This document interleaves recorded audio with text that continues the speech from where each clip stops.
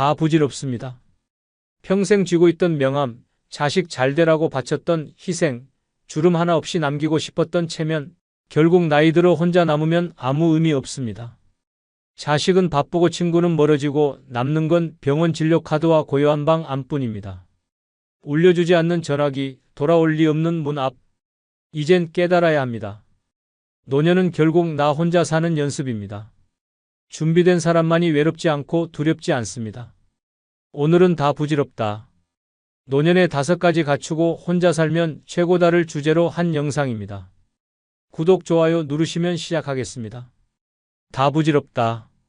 노년에 5가지 갖추고 혼자 살면 최고다 중 첫 번째 갖추어야 할 것은 언제든지 편하게 만날 수 있는 친구 한 명입니다. 다 부질없습니다. 집도, 돈도, 자식도, 건강도 결국은 사람입니다. 그 중에서도 단 한 명, 언제든지 편하게 만날 수 있는 친구 한 명이 노년의 인생을 바꿉니다.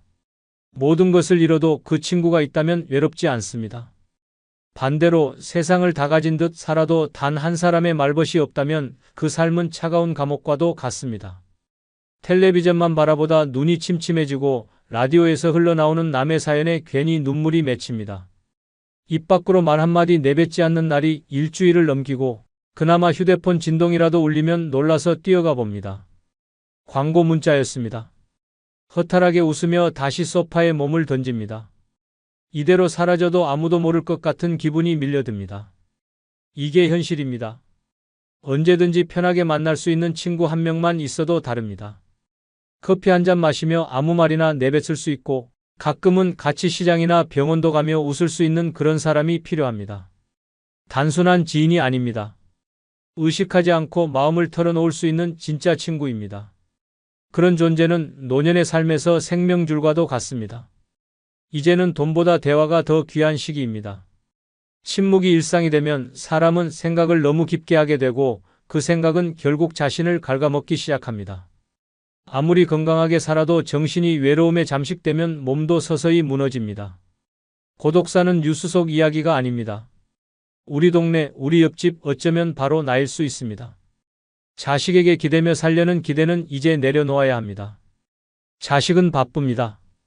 그들 인생의 우리는 중심이 아닙니다. 우리가 외롭다고 불쑥 전화하면 귀찮은 기색이 묻어나고 자주 보면 잔소리처럼 들립니다. 그럴수록 마음은 쪼그라들고 결국 침묵을 선택하게 됩니다. 그때 진짜 친구가 있는 사람은 다릅니다. 이럴 때일수록 웃으며 말합니다. 우리 밥이나 먹을까? 실제로 78세의 강순자 할머니는 남편과 사별한 후 몇 년간 방 안에서만 생활했습니다. 딸이 외국으로 이민을 가고 난 뒤엔 유일한 말 상대도 사라졌습니다. 하루에 하는 말이 이따 치킨 시켜주세요라는 말뿐이었습니다. 그렇게 2년을 살던 어느 날 순자 할머니는 아파트 앞에서 우연히 마주친 동네 할머니와 우산 하나를 같이 쓰게 되면서 인생이 바뀌었습니다. 그 우산 속 대화가 시작이었습니다. 두 분은 그날 이후 거의 매일 같이 동네 한 바퀴를 산책하며 이야기를 나눴고 가끔은 서로 반찬을 나눴습니다. 명절에도 둘이 함께 떡국을 끓여 먹었고 여름엔 함께 부채를 붙이며 텔레비전을 봤습니다. 그러다 한번 순자 할머니가 갑자기 쓰러졌을 때도 그 친구 할머니 덕분에 생명을 구했습니다. 119를 부르고 병원에 동행하고 입원, 수속까지 대신 해준 사람이 바로 그 언제든지 만날 수 있는 친구였습니다. 그 일 이후 순자 할머니는 사람들 앞에서 울면서 말했습니다. 이 사람이 없었으면 난 진작 죽었을 겁니다. 이 사람 하나 때문에 내가 다시 살아났습니다. 친구는 거창한 존재가 아닙니다. 그냥 내가 보고 싶을 때 편하게 만날 수 있는 사람, 별 이유 없이 전화를 걸 수 있는 사람, 내가 사라져도 찾아줄 사람, 그 한 명이면 됩니다.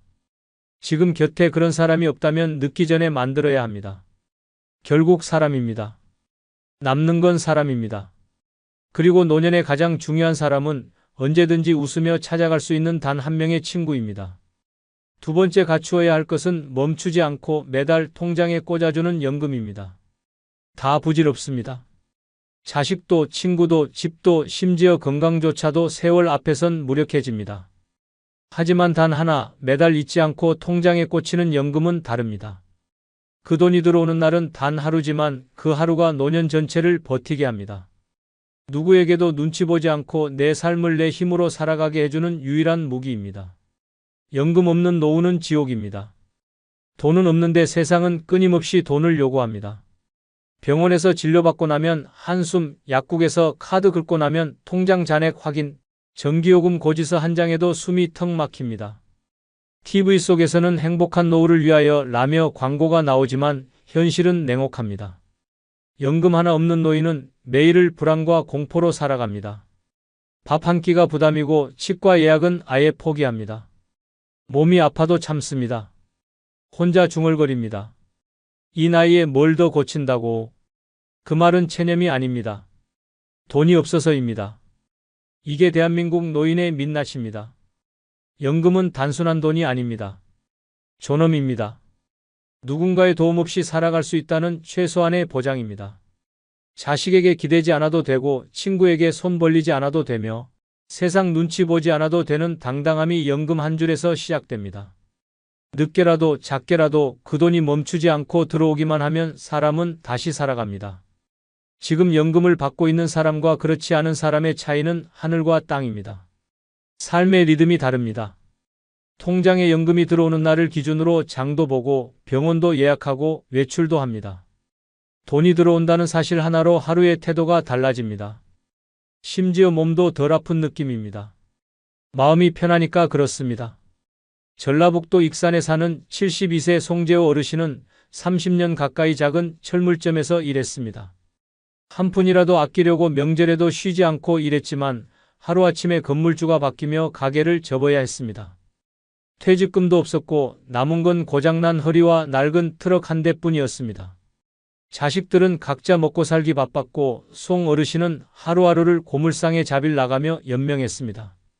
그런데 어느 날 우편함에 국민연금공단에서 온 편지가 도착했습니다.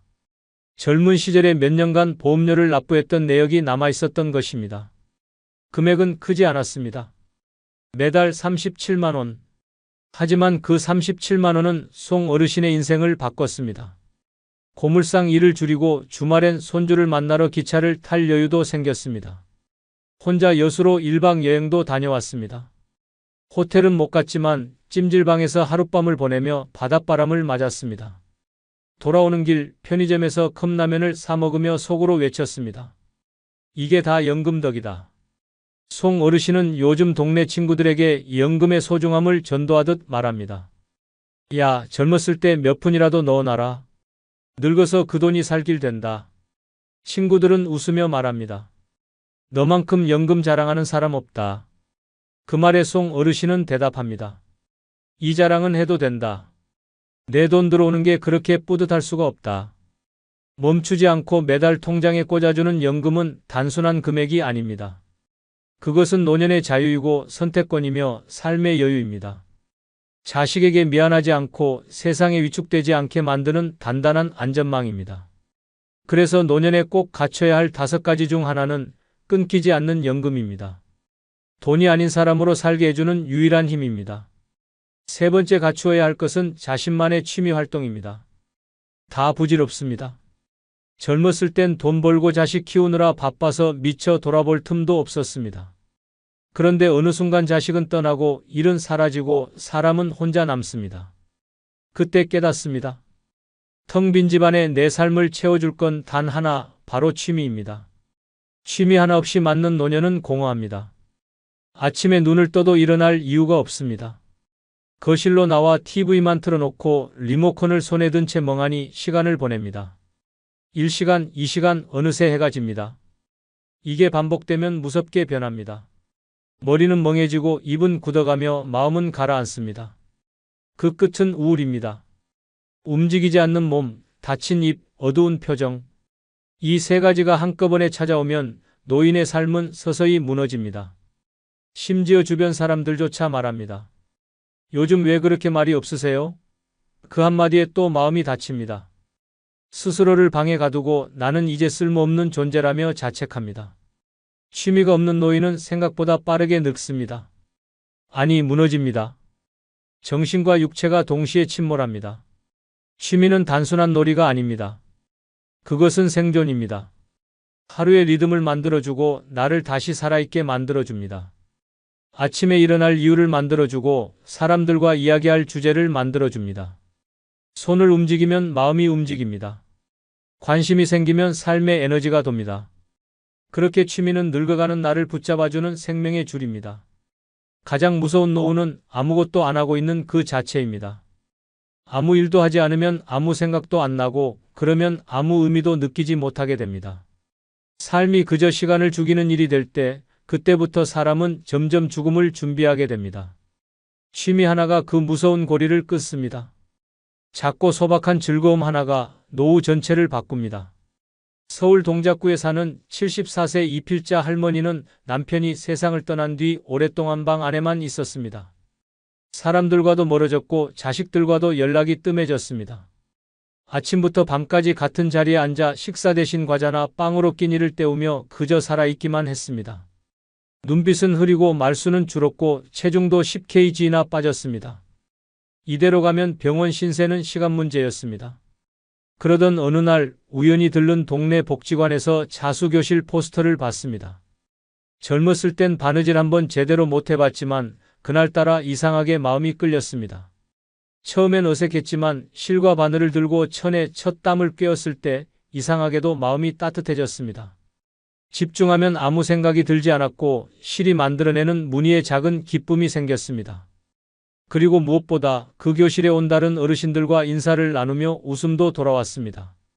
지금 이필자 할머니는 매주 2번 복지관에 나가 자수를 놓습니다. 집에서는 틈만 나면 새로운 무늬를 구상하고 자식들에게 손수 만든 수건을 선물하며 뿌듯해합니다. 최근엔 동네 플리마켓에 참여해 자신이 만든 앞치마를 팔기도 했습니다. 팔렸을 때 그 감동은 말로 표현할 수 없었다고 합니다. 이 나이에 누가 내 손으로 만든 걸 사줄 줄 알았겠어요? 할머니는 요즘 매일 아침 눈을 뜨며 말합니다. 오늘은 어떤 무늬를 놓아볼까? 취미 하나쯤 있어야 합니다. 그것이 노후의 이유가 되고 하루를 살아갈 의미가 됩니다. 누구를 위해서가 아니라 바로 나 자신을 위해. 작고 소소한 즐거움이 인생을 다시 반짝이게 만듭니다. 결국 다 부질없는 세상에서 나를 끝까지 지켜주는 건 그 하나쯤 있는 취미입니다. 네 번째 갖추어야 할 것은 불필요한 인간관계 정리입니다. 다 부질없습니다. 젊을 땐 사람을 많이 아는 게 자랑이었고 인맥이 곧 재산이라 믿었습니다. 생일이면 줄줄이 문자가 오고 모임에 나가면 술잔이 돌고 전화기엔 이름이 빼곡했습니다. 하지만 시간이 지나고 나면 남는 사람은 거의 없습니다. 아니, 없다고 봐도 됩니다. 오히려 나이 들수록 사람은 줄여야 합니다. 그래야 마음이 편해집니다. 불필요한 인간관계는 독입니다. 가짜 관심, 얕은 정, 필요할 때만 연락 오는 사람들. 그런 사람들에게 시간을 쓰고 마음을 쏟다 보면 정작 나 자신은 텅 비어버립니다. 평생 연락해도 달라지지 않는 사람, 만나면 피곤한 사람, 말끝마다 자랑하거나 험담하는 사람. 그런 관계는 과감히 끊어야 합니다. 노년의 삶은 시간이 많아서 좋은 게 아닙니다. 그 시간 속에서 무엇을 채우느냐가 중요합니다. 그런데 쓸데없는 사람들과 어울리며 마음을 소비하다 보면 정작 중요한 것들을 놓치게 됩니다. 내 평온, 내 건강, 내 진짜 행복이 사라집니다. 그리고 나중에 외칩니다. 왜 그 사람을 그때 끊지 못했을까? 자식도 형제도 오랜 친구도 예외는 아닙니다. 나를 존중하지 않고 필요할 때만 찾고 내 상황은 전혀 고려하지 않는다면 그 관계는 피해야 할 감정의 낭비일 뿐입니다. 피를 나눈 가족이라 해도 마음까지 나누는 건 아닙니다. 피보다 깊은 관계는 결국 마음에서 시작됩니다. 사람은 많을수록 좋은 게 아닙니다. 그중 단 한 명이라도 진심으로 웃어주는 사람이 있다면 그걸로 충분합니다. 나이 들수록 내가 편한 관계 하나면 족합니다. 그런데 대부분은 관계 유지의 의무감에 시달립니다. 괜히 연락 안 하면 욕먹을까봐, 모임에 안 나가면 소외될까봐, 억지로 웃고 억지로 밥 먹고. 이게 과연 누구를 위한 삶입니까? 이제는 끊을 줄 알아야 합니다. 불필요한 인간관계는 정리하고 진짜 소중한 사람에게 집중해야 합니다. 아무 말 없이도 마음이 통하는 사람, 내가 아플 때 조용히 손 잡아주는 사람, 내 이야기를 들어주는 사람. 그런 사람 한 명이면 충분합니다. 나머지는 정리해야 할 감정의 쓰레기일 뿐입니다. 경상북도 구미에 사는 76세 김희자 할머니는 예전부터 동창 모임에 빠지지 않았습니다. 매달 한 번 단톡방에서 시끌벅적하게 일정이 잡히고 모임 날이면 꼭 새 옷을 챙겨 입었습니다. 그런데 돌아오는 길엔 항상 기분이 나빴습니다. 누군가는 남편 자랑, 누군가는 자식 자랑, 또 누군가는 해외여행 사진을 돌려가며 자랑했습니다. 희자 할머니는 듣기만 하다 겨우 밥값만 내고 나왔습니다. 모임 후 단톡방에는 오늘도 즐거웠어요 라는 말들이 올라왔지만 희자 할머니는 씁쓸한 한숨만 쉬었습니다. 어느 날 그 단톡방에서 한 사람이 희자 할머니에게 공개적으로 말했습니다. 희자야, 너도 좀 좋은 소식 하나 가져와 봐. 그 말은 칼처럼 꽂혔습니다. 그날 밤 할머니는 그 단톡방을 조용히 나왔습니다. 이후로 연락하는 사람은 단 한 명도 없었습니다. 그게 전부였구나 하는 생각에 허탈했지만 이상하게도 마음은 가벼웠습니다. 그 후 할머니는 아파트 관리소에서 소개받은 시 낭송 모임에 나가기 시작했습니다. 처음엔 서툴렀지만 시를 읽다 보니 마음이 차분해졌고 낭송을 마치고 나면 서로 따뜻한 박수를 나누는 분위기에 감동을 받았습니다. 거기선 자랑도 비교도 없었습니다. 누구든 자신의 이야기를 존중받았고 웃고 울고 함께 공감했습니다. 희자 할머니는 말합니다. 지금은 한 명만 연락 와도 기쁩니다. 그 사람은 진짜니까요. 불필요한 인간관계는 인생의 짐입니다. 노년엔 줄이는 만큼 자유롭고 정리하는 만큼 행복해집니다. 남는 건 결국 마음 편한 사람 한 명입니다. 이제는 주변을 정리해야 합니다. 그래야 내 마음이 넓어집니다. 그게 진짜 현명한 노후입니다. 5번째 갖추어야 할 것은 소란한 세상에서 벗어나 조용한 삶의 즐거움 알기입니다. 다 부질없습니다. 젊을 땐 시끄러워야 사는 것 같았습니다.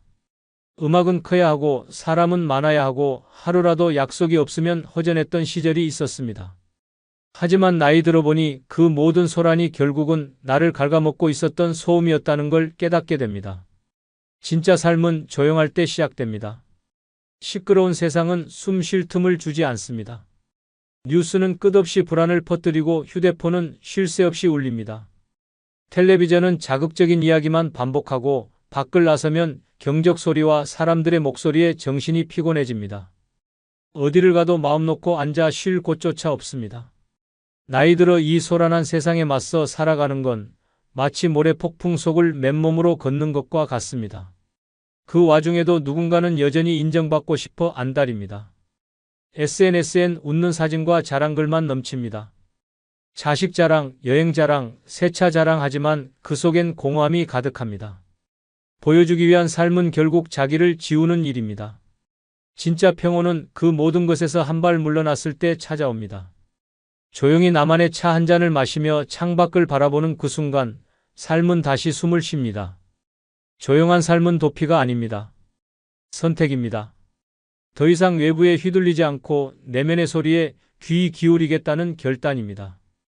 그 결정이 삶을 바꾸고 건강을 지키며 마음을 맑게 합니다.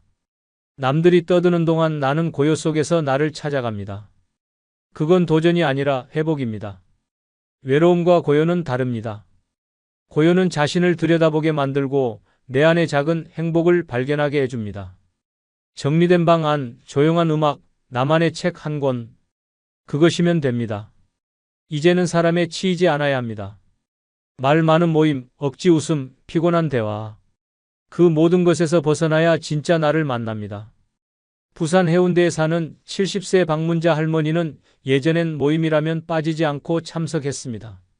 동창회, 반상회, 경로당 회식 불러만 주면 갔습니다. 시끄러운 자리가 삶의 일부라 생각했습니다. 그런데 어느 날 모임에서 돌아와 정신없이 벗은 외출복 사이로 거울 속 자신의 얼굴을 보았습니다. 텅 빈 눈동자와 지친 표정, 그날 처음으로 느꼈습니다. 나는 왜 이리 피곤할까? 그날 이후 할머니는 스스로 모임을 끊었습니다. 전화가 와도 정중히 거절하고 일부러 산책 시간도 사람들이 없는 이른 아침으로 바꿨습니다. 처음엔 정막이 무서웠지만 곧 마음이 편해졌습니다. 해 뜨는 소리, 새소리, 커피 물 끓는 소리까지 그동안 들리지 않던 세상의 속삭임이 들리기 시작했습니다. 요즘 방문자 할머니는 매일 아침 6시에 일어나 마루에 앉아 조용히 커피를 마십니다. 옆집 TV 소리 대신 라디오 클래식을 틀고 그날그날 마음에 드는 문장을 노트에 적습니다. 주말이면 혼자 도서관에 가고 산책 후엔 작은 화분에 물을 줍니다. 누가 보면 심심한 삶이지만 본인은 말합니다. 요즘이 제일 바쁘고 행복합니다. 마음이 바쁘거든요. 한 달 전 예전에 함께 모임 다니던 친구가 전화를 걸어 우리 너무 안 본다며 서운해하자 방문자 할머니는 이렇게 말했습니다. 이젠 사람보다 나랑 더 친해지고 싶어. 나랑 같이 있는 시간이 너무 좋아. 그 말을 들은 친구는 잠시 침묵했고 이내 그 마음 뭔지 알 것 같아라고 답했습니다. 조용한 삶은 늙음의 그림자가 아닙니다. 오히려 가장 나다운 순간입니다. 소란한 세상에서 벗어나 내 삶의 중심으로 돌아오는 것, 그것이 진짜 평온이고 진짜 자유입니다. 결국 남는 건 고요 속의 진짜 나입니다. 노년에 꼭 갖춰야 할 5가지 중 하나는 바로 조용한 삶을 즐길 줄 아는 여유입니다. 그 속에서 우리는 비로소 웃습니다. 구독자 여러분, 누군가에게 인정받기 위한 삶은 이미 끝났습니다. 이젠 보여주기 위한 삶이 아니라 나를 위한 진짜 삶을 살아야 할 때입니다. 다 부질없다는 걸 인정하는 순간부터 인생은 다시 시작됩니다. 혼자 살아도 최고가 되는 법, 지금부터 만들어야 합니다. 끝으로 여러분께 한 가지 부탁이 있습니다. 영상 아래에 나오는 제품을 누르시면 쿠팡으로 연결됩니다. 이렇게 쿠팡으로 연결된 후 아무 물건을 사셔도 제 채널에 약간의 수익이 발생하오니 앞으로 쿠팡에서 물건을 구입할 경우 이런 식으로 구입해 주셔서 본 채널에 간접 후원해 주시면 대단히 감사하겠습니다. 그럼 내일 아침 7시에 더 좋은 영상으로 찾아뵙겠습니다. 감사합니다. 다 부질없습니다. 평생 쥐고 있던 명함, 자식 잘 되라고 바쳤던 희생, 주름 하나 없이 남기고 싶었던 체면, 결국 나이 들어 혼자 남으면 아무 의미 없습니다. 자식은 바쁘고 친구는 멀어지고 남는 건 병원 진료 카드와 고요한 방 안뿐입니다. 울려주지 않는 전화기, 돌아올 리 없는 문 앞. 이젠 깨달아야 합니다. 노년은 결국 나 혼자 사는 연습입니다. 준비된 사람만이 외롭지 않고 두렵지 않습니다. 오늘은 다 부질없다. 노년에 5가지 갖추고 혼자 살면 최고다를 주제로 한 영상입니다. 구독, 좋아요 누르시면 시작하겠습니다. 다 부질없다. 노년에 5가지 갖추고 혼자 살면 최고다 중 첫 번째 갖추어야 할 것은 언제든지 편하게 만날 수 있는 친구 한 명입니다. 다 부질없습니다. 집도, 돈도, 자식도, 건강도 결국은 사람입니다. 그 중에서도 단 한 명, 언제든지 편하게 만날 수 있는 친구 한 명이 노년의 인생을 바꿉니다. 모든 것을 잃어도 그 친구가 있다면 외롭지 않습니다. 반대로 세상을 다 가진 듯 살아도 단 한 사람의 말벗이 없다면 그 삶은 차가운 감옥과도 같습니다. 텔레비전만 바라보다 눈이 침침해지고 라디오에서 흘러나오는 남의 사연에 괜히 눈물이 맺힙니다. 입 밖으로 말 한마디 내뱉지 않는 날이 일주일을 넘기고 그나마 휴대폰 진동이라도 울리면 놀라서 뛰어가 봅니다. 광고 문자였습니다. 허탈하게 웃으며 다시 소파에 몸을 던집니다. 이대로 사라져도 아무도 모를 것 같은 기분이 밀려듭니다. 이게 현실입니다. 언제든지 편하게 만날 수 있는 친구 한 명만 있어도 다릅니다. 커피 한 잔 마시며 아무 말이나 내뱉을 수 있고 가끔은 같이 시장이나 병원도 가며 웃을 수 있는 그런 사람이 필요합니다. 단순한 지인이 아닙니다. 의식하지 않고 마음을 털어놓을 수 있는 진짜 친구입니다. 그런 존재는 노년의 삶에서 생명줄과도 같습니다. 이제는 돈보다 대화가 더 귀한 시기입니다. 침묵이 일상이 되면 사람은 생각을 너무 깊게 하게 되고 그 생각은 결국 자신을 갉아먹기 시작합니다.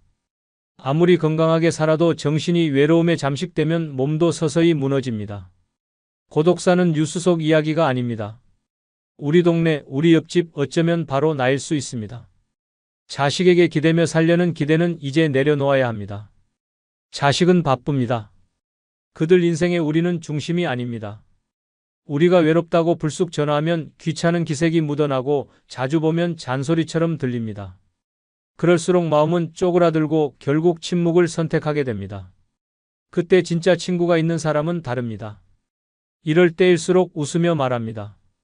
우리 밥이나 먹을까? 실제로 78세의 강순자 할머니는 남편과 사별한 후 몇 년간 방 안에서만 생활했습니다.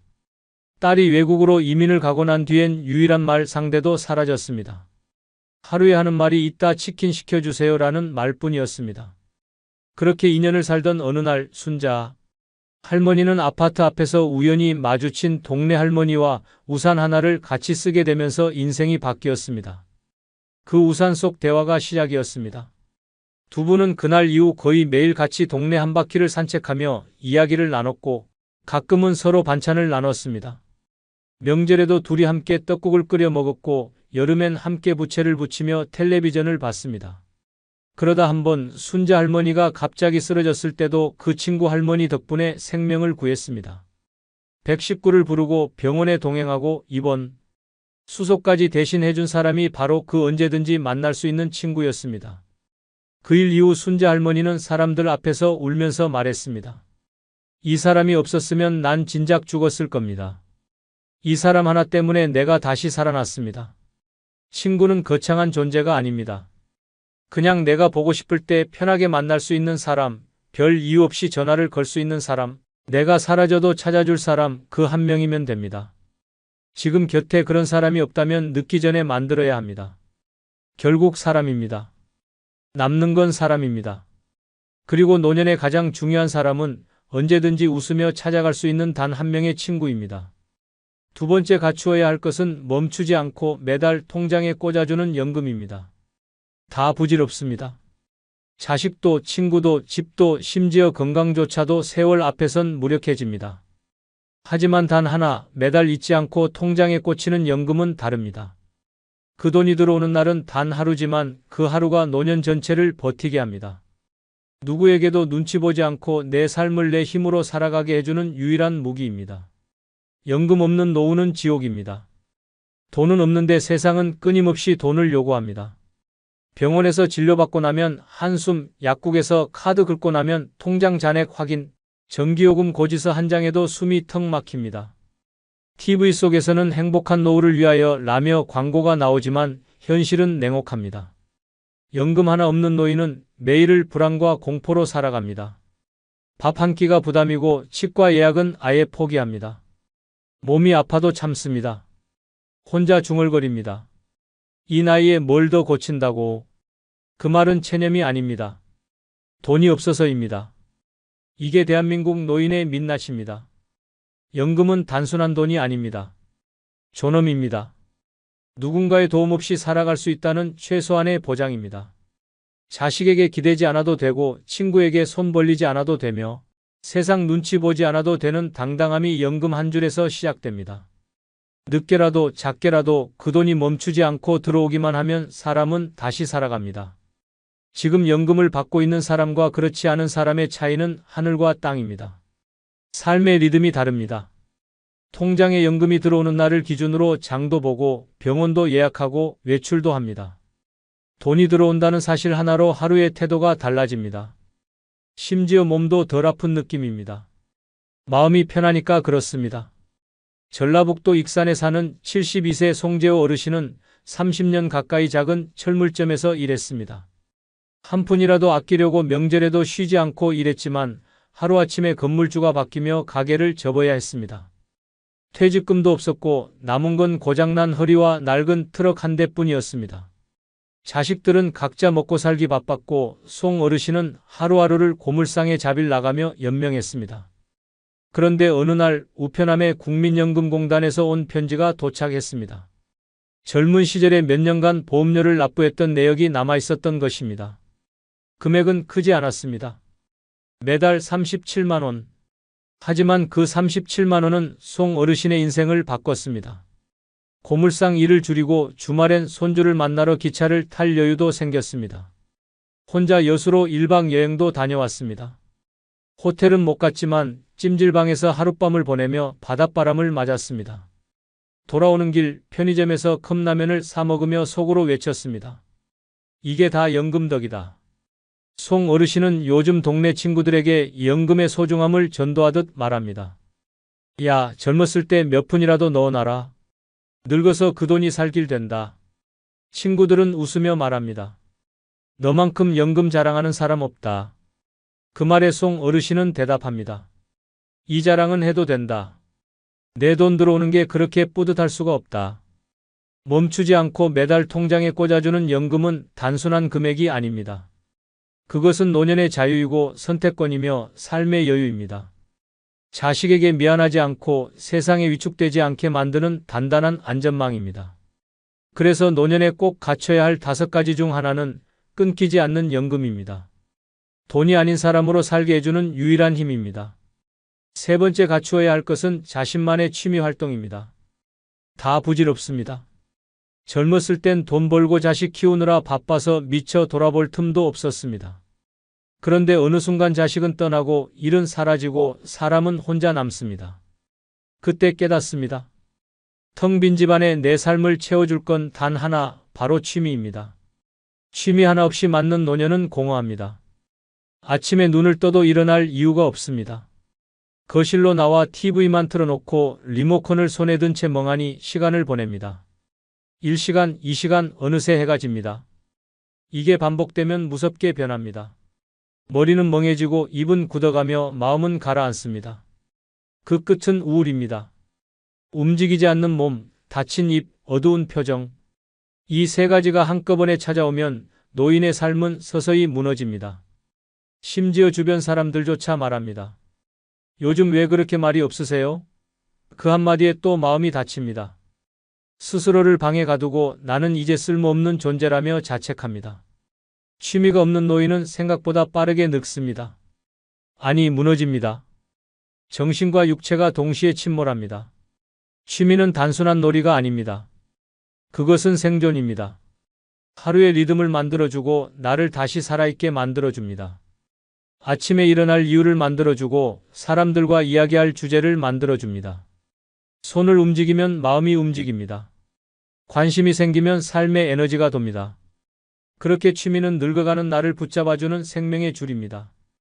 가장 무서운 노후는 아무것도 안 하고 있는 그 자체입니다. 아무 일도 하지 않으면 아무 생각도 안 나고 그러면 아무 의미도 느끼지 못하게 됩니다. 삶이 그저 시간을 죽이는 일이 될 때 그때부터 사람은 점점 죽음을 준비하게 됩니다. 취미 하나가 그 무서운 고리를 끊습니다. 작고 소박한 즐거움 하나가 노후 전체를 바꿉니다. 서울 동작구에 사는 74세 이필자 할머니는 남편이 세상을 떠난 뒤 오랫동안 방 안에만 있었습니다. 사람들과도 멀어졌고 자식들과도 연락이 뜸해졌습니다. 아침부터 밤까지 같은 자리에 앉아 식사 대신 과자나 빵으로 끼니를 때우며 그저 살아있기만 했습니다. 눈빛은 흐리고 말수는 줄었고 체중도 10kg나 빠졌습니다. 이대로 가면 병원 신세는 시간 문제였습니다. 그러던 어느 날 우연히 들른 동네 복지관에서 자수교실 포스터를 봤습니다. 젊었을 땐 바느질 한번 제대로 못 해봤지만 그날따라 이상하게 마음이 끌렸습니다. 처음엔 어색했지만 실과 바늘을 들고 천에 첫 땀을 꿰었을 때 이상하게도 마음이 따뜻해졌습니다. 집중하면 아무 생각이 들지 않았고 실이 만들어내는 무늬에 작은 기쁨이 생겼습니다. 그리고 무엇보다 그 교실에 온 다른 어르신들과 인사를 나누며 웃음도 돌아왔습니다. 지금 이필자 할머니는 매주 2번 복지관에 나가 자수를 놓습니다. 집에서는 틈만 나면 새로운 무늬를 구상하고 자식들에게 손수 만든 수건을 선물하며 뿌듯해합니다. 최근엔 동네 플리마켓에 참여해 자신이 만든 앞치마를 팔기도 했습니다. 팔렸을 때 그 감동은 말로 표현할 수 없었다고 합니다.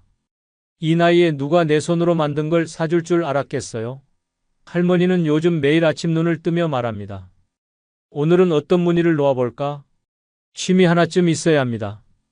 그것이 노후의 이유가 되고 하루를 살아갈 의미가 됩니다. 누구를 위해서가 아니라 바로 나 자신을 위해. 작고 소소한 즐거움이 인생을 다시 반짝이게 만듭니다. 결국 다 부질없는 세상에서 나를 끝까지 지켜주는 건 그 하나쯤 있는 취미입니다. 4번째 갖추어야 할 것은 불필요한 인간관계 정리입니다. 다 부질없습니다. 젊을 땐 사람을 많이 아는 게 자랑이었고 인맥이 곧 재산이라 믿었습니다. 생일이면 줄줄이 문자가 오고 모임에 나가면 술잔이 돌고 전화기엔 이름이 빼곡했습니다. 하지만 시간이 지나고 나면 남는 사람은 거의 없습니다. 아니, 없다고 봐도 됩니다. 오히려 나이 들수록 사람은 줄여야 합니다. 그래야 마음이 편해집니다. 불필요한 인간관계는 독입니다. 가짜 관심, 얕은 정, 필요할 때만 연락 오는 사람들. 그런 사람들에게 시간을 쓰고 마음을 쏟다 보면 정작 나 자신은 텅 비어버립니다. 평생 연락해도 달라지지 않는 사람, 만나면 피곤한 사람, 말끝마다 자랑하거나 험담하는 사람. 그런 관계는 과감히 끊어야 합니다. 노년의 삶은 시간이 많아서 좋은 게 아닙니다. 그 시간 속에서 무엇을 채우느냐가 중요합니다. 그런데 쓸데없는 사람들과 어울리며 마음을 소비하다 보면 정작 중요한 것들을 놓치게 됩니다. 내 평온, 내 건강, 내 진짜 행복이 사라집니다. 그리고 나중에 외칩니다. 왜 그 사람을 그때 끊지 못했을까? 자식도 형제도 오랜 친구도 예외는 아닙니다. 나를 존중하지 않고 필요할 때만 찾고 내 상황은 전혀 고려하지 않는다면 그 관계는 피해야 할 감정의 낭비일 뿐입니다. 피를 나눈 가족이라 해도 마음까지 나누는 건 아닙니다. 피보다 깊은 관계는 결국 마음에서 시작됩니다. 사람은 많을수록 좋은 게 아닙니다. 그중 단 한 명이라도 진심으로 웃어주는 사람이 있다면 그걸로 충분합니다. 나이 들수록 내가 편한 관계 하나면 족합니다. 그런데 대부분은 관계 유지의 의무감에 시달립니다. 괜히 연락 안 하면 욕먹을까봐, 모임에 안 나가면 소외될까봐, 억지로 웃고 억지로 밥 먹고. 이게 과연 누구를 위한 삶입니까? 이제는 끊을 줄 알아야 합니다. 불필요한 인간관계는 정리하고 진짜 소중한 사람에게 집중해야 합니다. 아무 말 없이도 마음이 통하는 사람, 내가 아플 때 조용히 손 잡아주는 사람, 내 이야기를 들어주는 사람. 그런 사람 한 명이면 충분합니다. 나머지는 정리해야 할 감정의 쓰레기일 뿐입니다.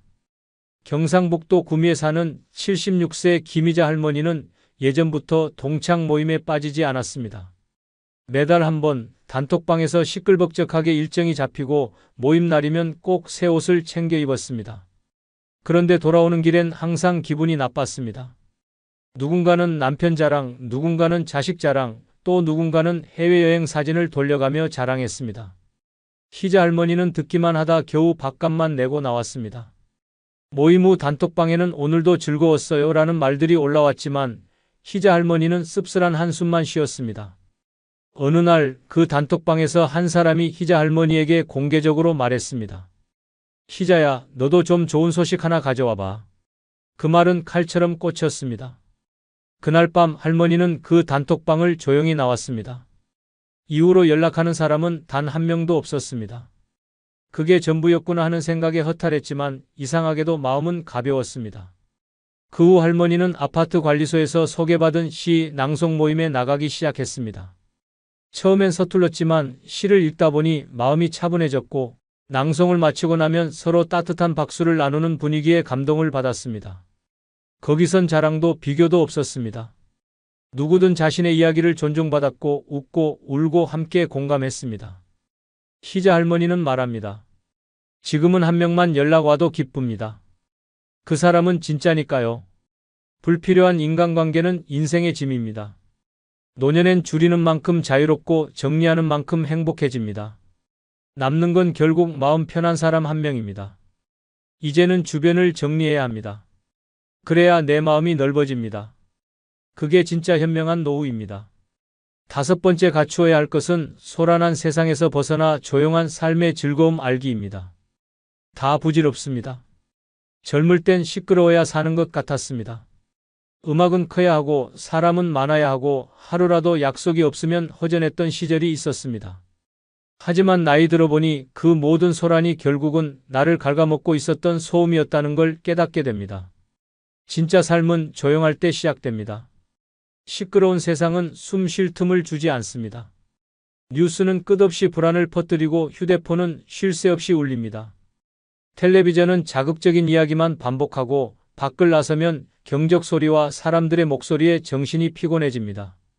어디를 가도 마음 놓고 앉아 쉴 곳조차 없습니다. 나이 들어 이 소란한 세상에 맞서 살아가는 건 마치 모래폭풍 속을 맨몸으로 걷는 것과 같습니다. 그 와중에도 누군가는 여전히 인정받고 싶어 안달입니다. SNS엔 웃는 사진과 자랑글만 넘칩니다. 자식 자랑, 여행 자랑, 새차 자랑하지만 그 속엔 공허함이 가득합니다.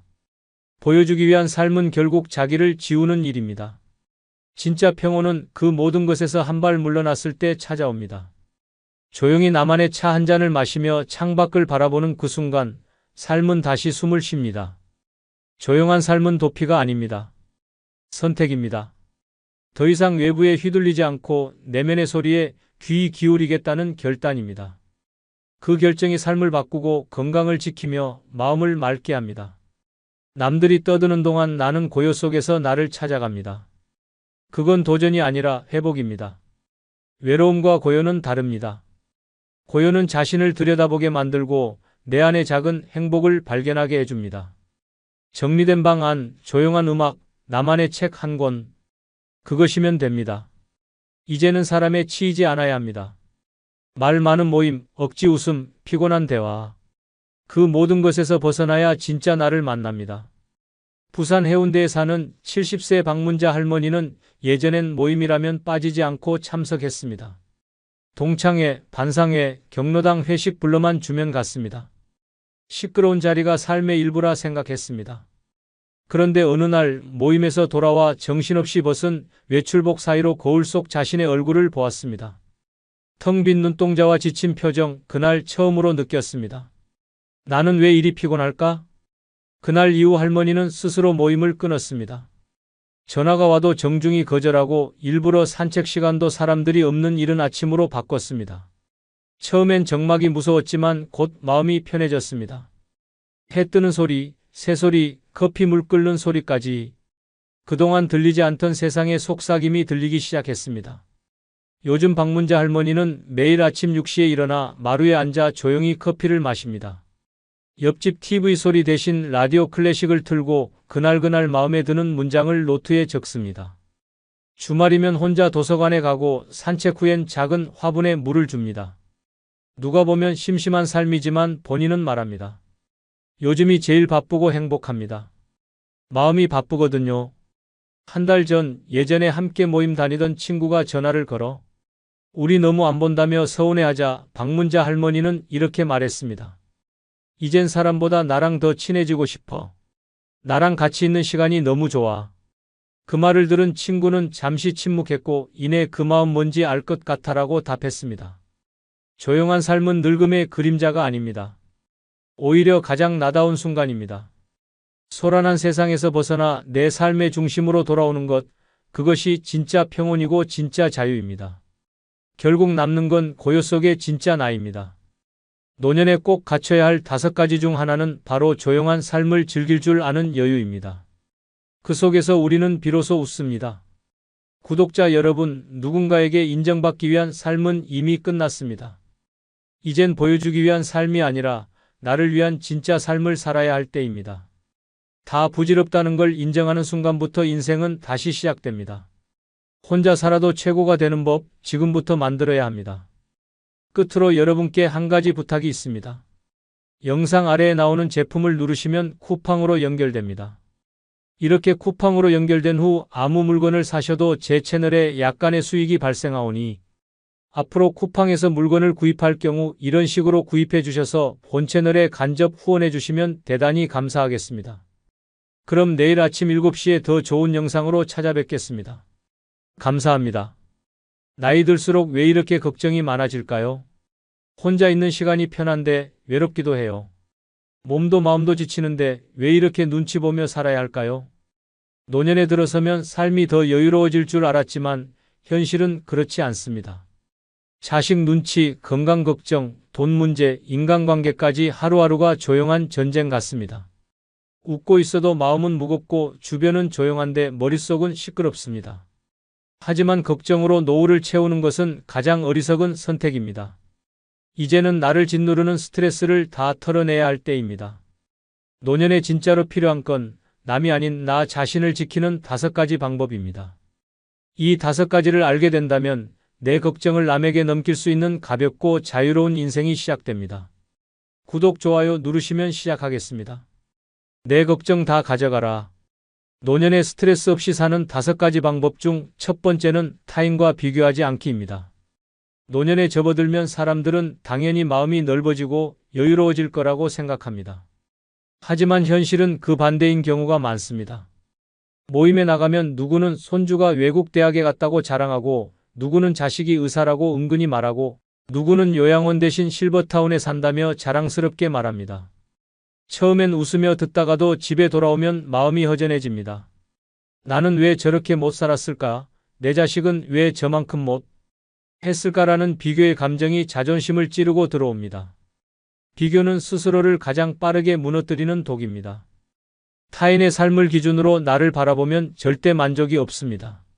누가 더 많이 가졌는지, 누가 더 화려하게 사는지는 중요하지 않습니다. 중요한 것은 나 자신의 삶이 얼마나 의미 있었는지, 지금 이 순간 내가 얼마나 편안하고 행복한지를 돌아보는 것입니다. 노년의 자존감을 잃기 시작하면 삶이 순식간에 공허해집니다.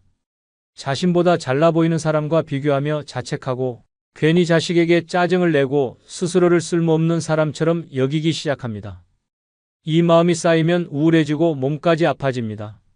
하지만 이 모든 고통의 출발점은 바로 비교입니다. 사람마다 인생의 속도도 다르고 방향도 다릅니다.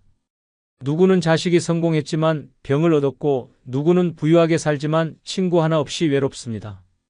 반면 소박하게 살지만 건강하고 가족과 따뜻한 시간을 보내는 사람도 많습니다.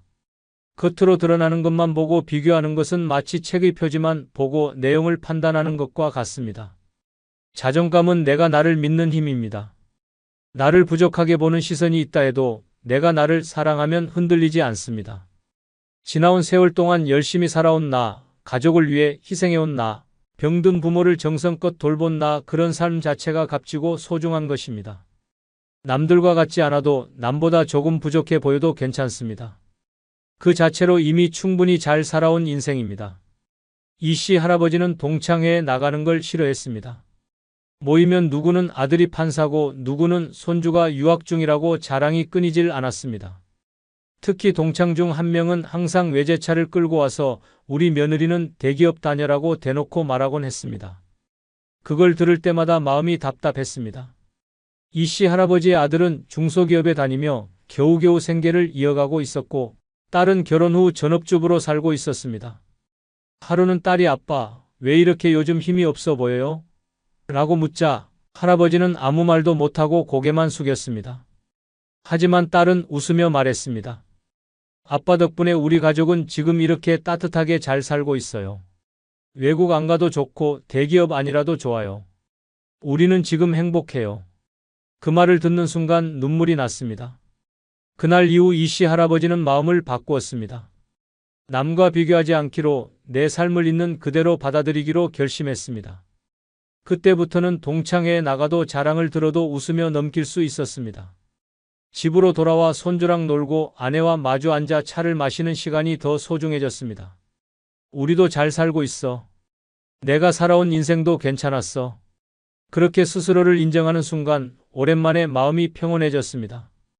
타인과 비교하는 순간 나의 가치는 작아집니다. 하지만 비교를 내려놓는 순간 비로소 나의 삶이 보이기 시작합니다. 남이 가진 것 대신 내가 가진 것에 집중하면 자존감은 다시 살아납니다. 이제는 남의 자랑에 휘둘리지 마시기 바랍니다. 내 인생은 내 기준으로 충분히 빛나는 삶입니다. 내 걱정 다 가져가라. 노년에 스트레스 없이 사는 5가지 방법 중 2번째는 실수나 실패를 너무 자책하지 않고 자신에게 관대해지기입니다. 노년의 가장 무서운 적은 외로움도 병도 아닙니다. 바로 스스로를 괴롭히는 자책입니다. 과거의 실수, 자식에게 못해준 일, 내가 했던 잘못된 선택들 이미 지나간 일인데도 밤마다 떠올라 가슴을 쥐어짜고 내가 그때 왜 그랬을까라는 생각이 머리를 떠나지 않습니다. 스스로를 용서하지 못하는 삶은 아무리 몸이 건강해도 마음이 병드는 지름길입니다. 사람은 누구나 실수합니다. 어떤 실수는 돌이킬 수 있고 어떤 실수는 영원히 안고 살아야 할 수도 있습니다.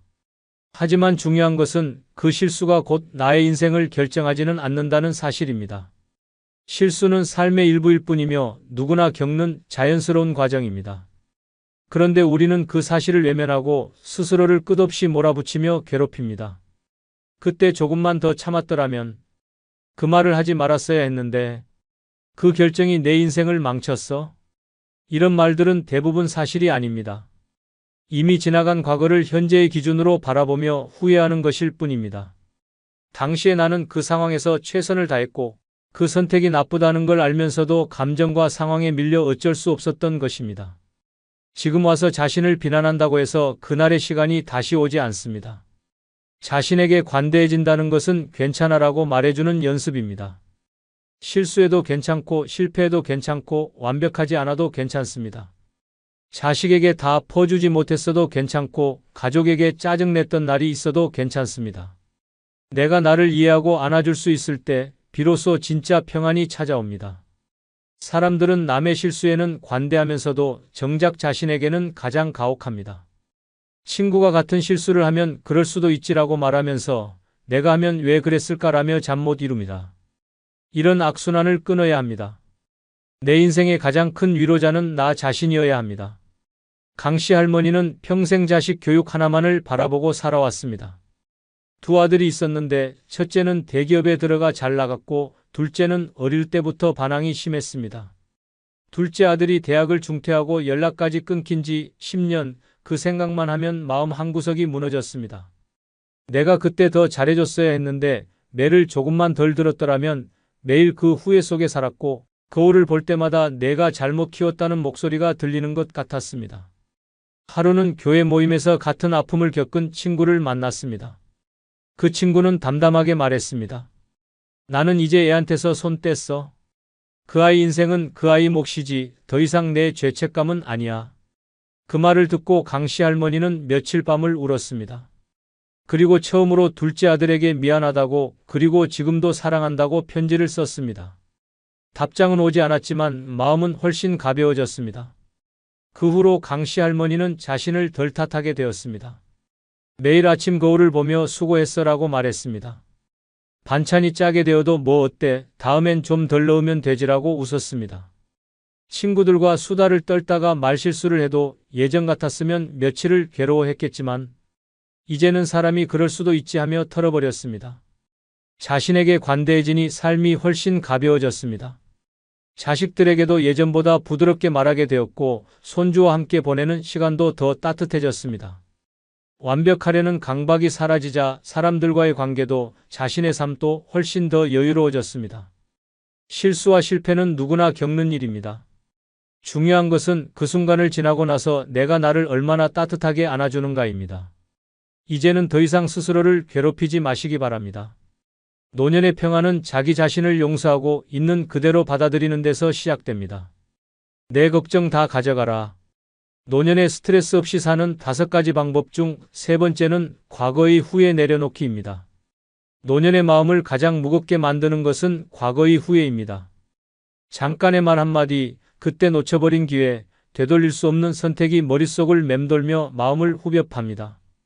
밤잠을 설치고 한숨이 절로 나오고 문득문득 찾아오는 자책이 일상을 잠식합니다. 그러나 아무리 후회해도 과거는 바뀌지 않습니다. 더 중요한 것은 후회에 빠지는 순간 현재를 잃는다는 사실입니다. 우리는 종종 그때 그랬더라면이라는 가정 속에 빠집니다. 그때 참았더라면, 그때 용기 내서 말했더라면, 그때 그 돈을 쓰지 않았더라면 하지만 그 모든 가정은 지금의 나를 갉아먹는 그림자일 뿐입니다. 당시의 나는 분명 최선을 다했고 그 선택은 지금 이 순간까지 살아오게 한 결정이었습니다.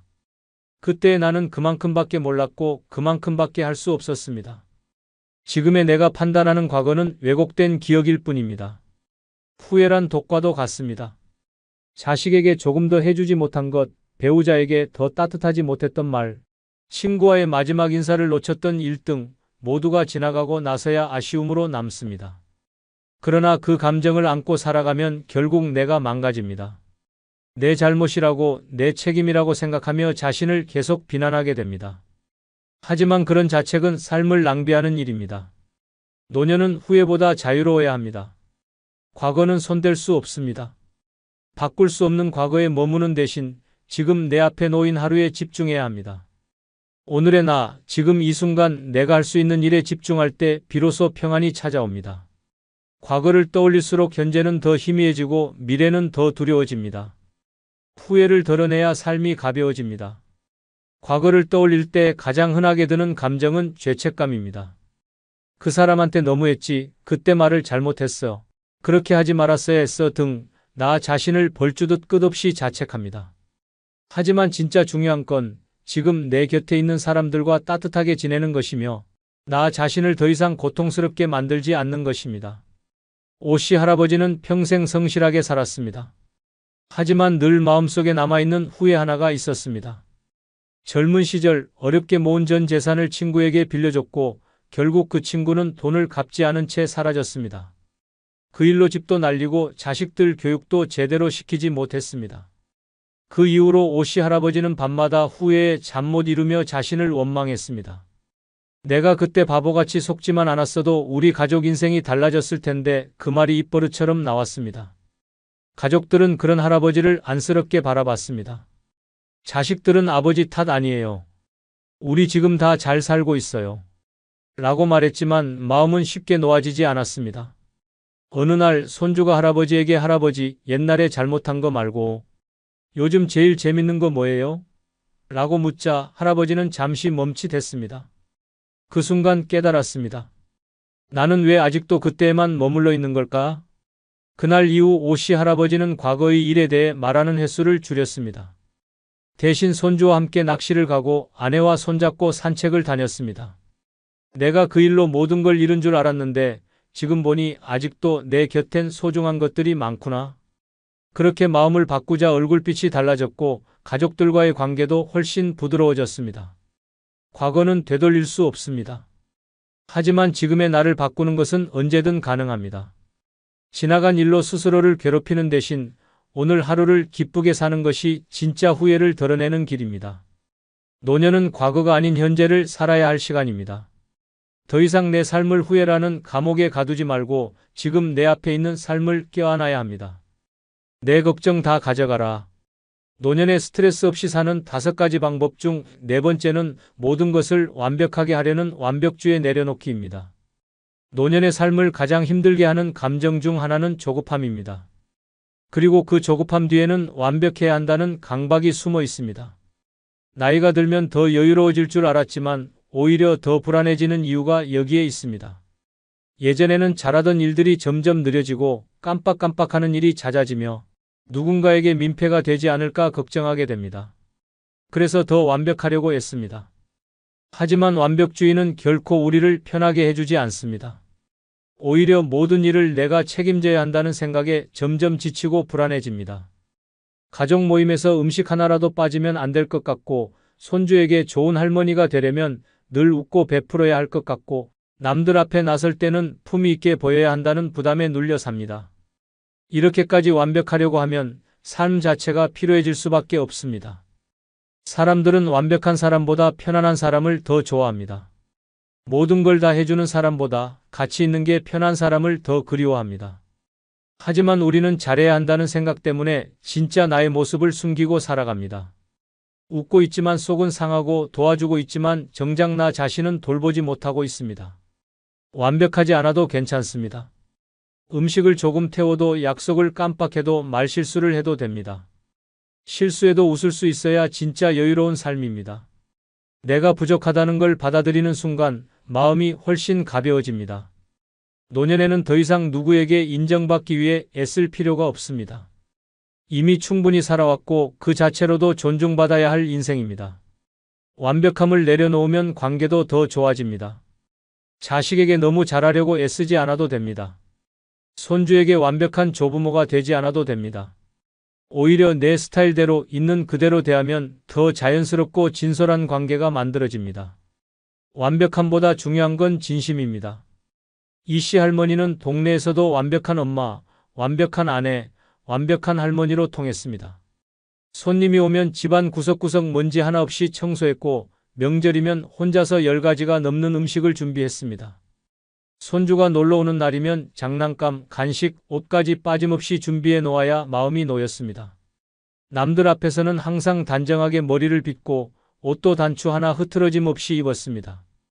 하지만 정작 본인은 늘 피곤했습니다.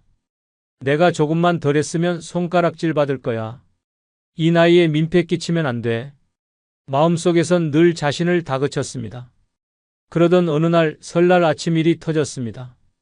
준비한 갈비찜이 타버렸고 장 보느라 깜빡 잊고 산 약을 제 시간에 먹지 못해 결국 병원에 실려갔습니다. 병실에서 누워있는 동안 이씨 할머니는 생각했습니다. 내가 왜 이렇게까지 했을까? 그동안 자신이 만든 완벽함의 틀에 스스로를 가두고 있었다는 걸 그제야 깨달았습니다. 병원에서 퇴원한 후 할머니는 달라졌습니다. 손주가 와도 간단한 간식만 준비했고 집 청소도 하루 걸러 한 번만 했습니다. 명절 음식은 자식들에게 맡기고 본인은 편하게 앉아 이야기를 나누기 시작했습니다. 놀랍게도 가족들의 반응은 더 따뜻했습니다. 엄마, 요즘 더 보기 좋아요. 할머니, 이제 같이 놀 시간이 많아졌어요. 그 말에 이씨 할머니는 웃으며 말했습니다. 완벽한 할머니는 이제 그만하려고. 그냥 같이 즐거운 할머니가 될래. 완벽을 내려놓으니 진짜 삶이 시작되었습니다. 지금부터는 내가 좋아하는 만큼만, 내가 할 수 있는 만큼만 해도 충분합니다. 노년의 행복은 완벽함이 아니라 편안함에서 시작됩니다. 내 걱정 다 가져가라. 노년에 스트레스 없이 사는 5가지 방법 중 5번째는 자신의 한계를 인정하고 불필요한 책임 내려놓기입니다. 노년에 이르러서도 여전히 책임이라는 이름에 눌려 사는 사람들이 많습니다. 이미 자식들은 다 커서 자기 삶을 살고 있는데도 부모는 여전히 내가 뭔가 해줘야 한다고 생각합니다. 남편이 세상을 떠나고도 아이들한테 짐이 되면 안 된다고 스스로를 몰아붙입니다. 때론 친척, 이웃, 심지어 모임의 소소한 일까지도 내가 해야지라는 생각으로 짊어집니다. 그렇게 하루하루가 부담으로 꽉 들어차게 됩니다. 그러나 이제는 내려놓아야 합니다. 불필요한 책임이 계속 쌓이면 몸도 마음도 병이 듭니다. 한계를 넘어서서 책임지려는 순간 내가 먼저 무너지게 됩니다. 노년은 더 이상 책임지고 희생해야 할 시기가 아니라 나를 돌보고 쉬어야 할 시기입니다. 내 어깨를 짓눌렀던 책임감, 의무감, 죄책감을 이제는 가볍게 내려놓을 시간입니다. 무엇보다 중요한 것은 내 건강과 내 감정입니다. 손주 봐주는 것도, 가족 모임 챙기는 것도, 동네 일에 나서는 것도 내가 원할 때, 할 수 있을 때 하는 것이어야 합니다. 그런데 많은 노년층은 안 해주면 안 될 것 같아서라는 이유로 자신을 혹사시킵니다. 이런 생각은 나를 지키는 것이 아니라 나를 점점 무너뜨립니다. 나는 슈퍼맨이 아닙니다. 내 몸이 아프면 쉴 수 있어야 하고 마음이 지치면 멈출 수 있어야 합니다. 그러나 가족을 위해 남들 눈치 때문에 내가 해야만 한다는 압박 때문에 끙끙 앓으며 참고 살아갑니다. 결국 병원에 실려가서야 내가 너무 무리했구나를 깨닫게 됩니다. 그때는 이미 늦은 경우도 많습니다. 자식이 힘들 때, 손주가 아플 때, 가족이 문제가 생겼을 때 도와주고 싶은 마음은 당연합니다. 하지만 그 마음이 책임으로 굳어질 필요는 없습니다. 도울 수 있을 때 돕되 내 삶을 잃어버릴 만큼 헌신할 필요는 없습니다. 나를 먼저 챙겨야 남도 챙길 수 있습니다. 내 한계를 인정하고 부담은 나눌 수 있어야 진짜로 건강한 관계가 됩니다. 정씨 할머니는 73세입니다. 아들 내외가 맞벌이라 손주 둘을 매일 돌봐주고 저녁이면 아들 집 청소까지 도맡아 했습니다. 손주가 유치원에서 돌아오는 오후 3시부터 밤 10시까지 꼬박 7시간을 함께 했습니다. 반찬도 직접 만들어서 매일 들고 가고 아들이 엄마, 오늘 야근이야 라고 하면 할머니는 손주를 재우기까지 했습니다. 하루도 편하게 쉬어본 적이 없었습니다. 그러던 어느 날 허리 통증으로 병원에 갔다가 디스크 초기 진단을 받았습니다. 의사는 무리하지 말라고 했고 쉬지 않으면 수술까지 갈 수 있다고 경고했습니다. 아들에게 그 사실을 말했더니 돌아온 대답은 이랬습니다. 엄마, 미리 말하지 그랬어요. 엄마 너무 무리한 거 알았는데 괜찮다고만 하니까 그제야 정씨 할머니는 눈물이 났습니다. 본인은 가족을 위해 당연히 해야 하는 일이라 여겼지만 정작 가족들은 그렇게까지 할 거라고는 생각하지 않았던 것입니다. 그 후 정씨 할머니는 큰 결심을 했습니다. 매일 돌보던 손주 일정은 주 2회로 줄였고 청소는 며느리가 맡기로 했습니다. 처음엔 마음이 불편했지만 시간이 지날수록 몸도 마음도 훨씬 가벼워졌습니다. 정씨 할머니는 이제 자신을 위해 요가도 배우고 동네 친구들과 차 마시는 시간을 즐깁니다. 손주와 보내는 시간은 줄었지만 더 활기차고 여유 있는 할머니가 되었습니다. 내가 안 하면 안 될 줄 알았는데 아니더라는 말을 웃으며 하게 되었습니다. 누구나 누군가를 위해 헌신한 시기가 있습니다. 하지만 이제는 그 시기를 내려놓고 나 자신에게 집중할 때입니다. 불필요한 책임을 내려놓는 것은 무책임한 것이 아닙니다. 오히려 나를 지키는 가장 현명한 선택입니다. 이제는 누군가를 위한 삶이 아니라 나를 위한 삶을 살아야 할 시간입니다. 노년은 누구보다 내가 나를 위로하고 다독이고 돌봐야 하는 시기입니다. 더 이상 남을 위해 애쓰지 말고 이제는 나를 위해 사는 연습을 해야 합니다. 걱정과 스트레스로 가득 찬 하루를 살 것인지 아니면 나다운 삶을 살 것인지는 내 선택입니다. 이제 내 걱정은 그만. 마음 놓고 웃으며 살아도 됩니다. 구독, 좋아요 누르시면 마치겠습니다. 감사합니다. 야, 걔 문자 하나에 벌써 5번 휴대폰 봤다며? 어제 화장하고 새벽 산책 나간 거 진짜 걔 때문이야? 친구들 모임 또 안 나왔대. 완전 사랑아리 중이라던데. 노년에 찾아온 이성적 감정, 달콤한 줄 알았는데 독처럼 퍼지고 있습니다. 설렘은 금세 집착이 되고 감정은 폭주하며 인생의 중심을 무너뜨립니다. 자존심은 바닥에 떨어지고 체면은 사라지고 친구는 하나둘 떠납니다. 사랑이 아니라 중독이 되어 모든 것을 삼켜버리는 무서운 덫이 되어버립니다. 이번 영상은 노년의 이성적 사랑에 집착하면 안 되는 5가지 이유에 대한 영상입니다. 구독, 좋아요 누르시면 시작하겠습니다. 노년의 이성적 사랑에 집착하면 안 되는 5가지 이유 중 첫 번째는 헛된 기대를 할 수 있기 때문입니다. 노년의 이성적 사랑에 집착하면 가장 먼저 찾아오는 감정은 헛된 기대입니다. 그 사람의 미소 하나, 따뜻한 말 한마디, 함께한 몇 번의 대화만으로 마음이 붉게 달아오르기 시작합니다. 그리고 어느 순간부터는 그 사람도 분명 같은 마음일 거라는 착각에 빠져듭니다. 혼자서 의미를 부여하고 혼자서 설레고 혼자서 상상의 나래를 펼치기 시작합니다. 문제는 그 상상이 너무도 달콤해서 빠져나오기가 힘들다는 점입니다. 오늘은 연락이 오겠지, 이번에는 먼저 다가오겠지, 생일에 무언가 준비했겠지. 그런 기대가 가슴속에 쌓이고 시간이 지나면서 점점 더 강해집니다. 그리고 그 기대는 현실과 맞지 않을수록 고통으로 변합니다. 상대는 평소와 다름없는데 마음속에서는 배신감이 치밀어 오릅니다. 이럴 거면 왜 그렇게 웃었을까? 왜 나에게 그런 말을 했을까? 라는 혼잣말이 쌓이면서 마음은 금세 뒤엉켜버립니다. 하지만 그 모든 감정은 시작부터 끝까지 혼자만의 기대일 뿐입니다. 헛된 기대는 관계를 파괴합니다. 상대는 아무 의도 없이 친절했을 뿐인데 기대를 품은 사람은 그걸 특별한 의미로 해석합니다. 그리고 그 해석이 어긋나는 순간 감정의 균형은 무너집니다. 실망이 분노로 바뀌고 애정이 미움으로 돌변합니다. 상대는 당황하고 거리를 두게 되며 결국 멀어질 수밖에 없습니다. 기대는 애초에 이루어질 수 없는 환상에 불과했는데 그걸 진짜라고 믿었던 사람이 상처를 가장 크게 받습니다. 더 무서운 건 이런 기대가 반복된다는 점입니다. 한번 상처받고도 다시 비슷한 상황이 생기면 또다시 기대합니다. 이번엔 다르겠지, 이번 사람은 진심일 거야 라는 생각이 어김없이 떠오릅니다. 그렇게 기대하고 또 무너지고 다시 기대하고 또 실망하면서 감정은 끝없이 소모됩니다. 결국 남는 건 텅 빈 마음과 자괴감뿐입니다.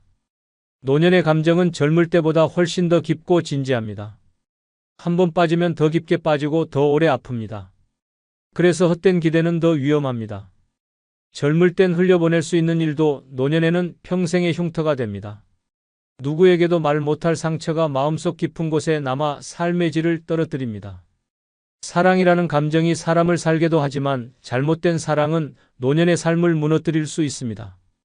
실제 사례로 서울에 사는 71세 유 여사는 지역 문화센터에서 알게 된 66세 남성과 친해졌습니다.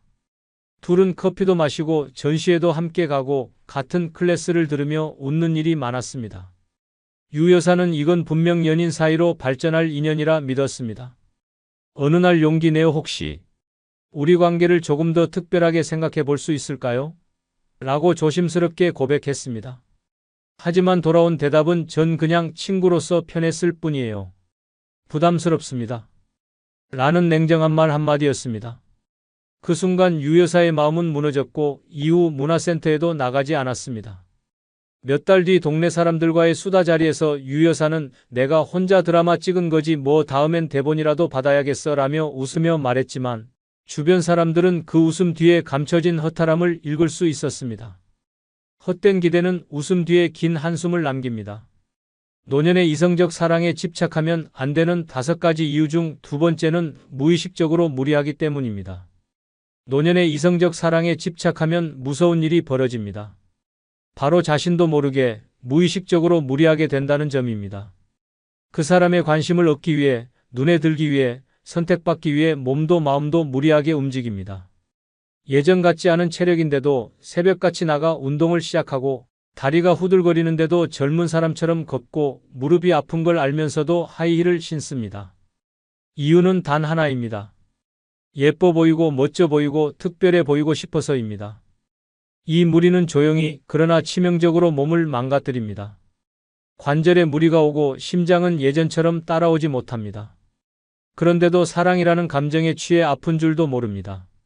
무거운 가방을 들고 장을 봐가며 요리를 준비하고 피곤한 몸으로 꾸밈새를 유지하고 식욕이 없어도 억지로 식사하며 힘을 내는 척합니다. 결국 어느 날 몸이 확 무너지고서야 뒤늦게 깨닫게 됩니다. 나는 나를 위해 살고 있지 않았구나. 그 사람에게 잘 보이기 위해, 사랑받기 위해 나를 혹사시키고 있었구나.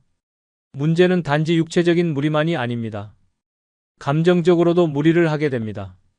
하고 싶은 말도 참고 마음에 걸리는 행동도 이해하려 애쓰고 자존심도 꾹꾹 눌러 담습니다. 그 사람의 기분이 나빠질까봐 눈치를 보고 스스로를 감추며 연기하듯 행동합니다. 마치 내가 아닌 다른 사람처럼 살아가게 됩니다. 이 모든 건 한 사람에게 너무 많은 의미를 부여했기 때문입니다. 사랑을 느낀다는 이유 하나로 자신을 없애고 무리하며 살아가는 것. 그것은 결코 건강한 사랑이 아닙니다. 무의식적인 무리는 결국 감정적 폭발로 이어집니다. 어느 순간 왜 나는 이렇게까지 해야 하지? 라는 생각이 들고 쌓인 피로와 억눌림이 분노로 폭발합니다.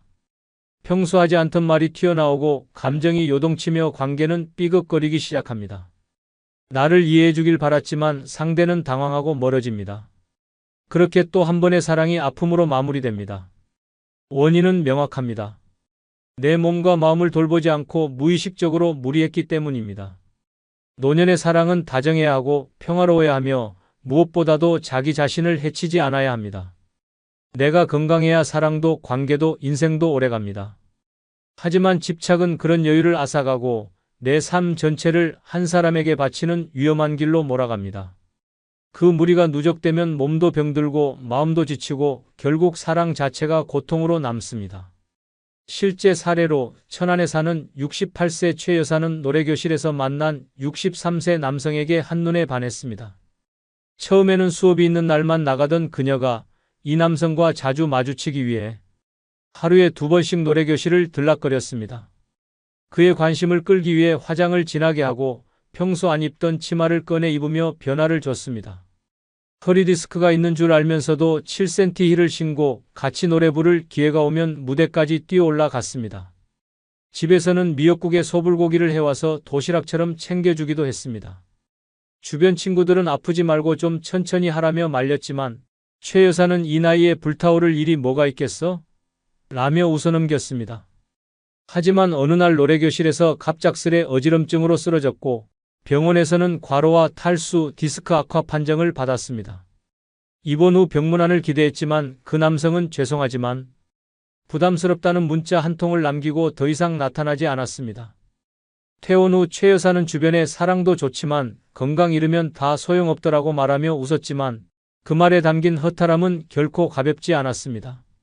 무리한 감정은 결국 자신을 가장 크게 다치게 만듭니다. 노년의 사랑에는 무리보다 여유가, 집착보다 자존감이 필요합니다.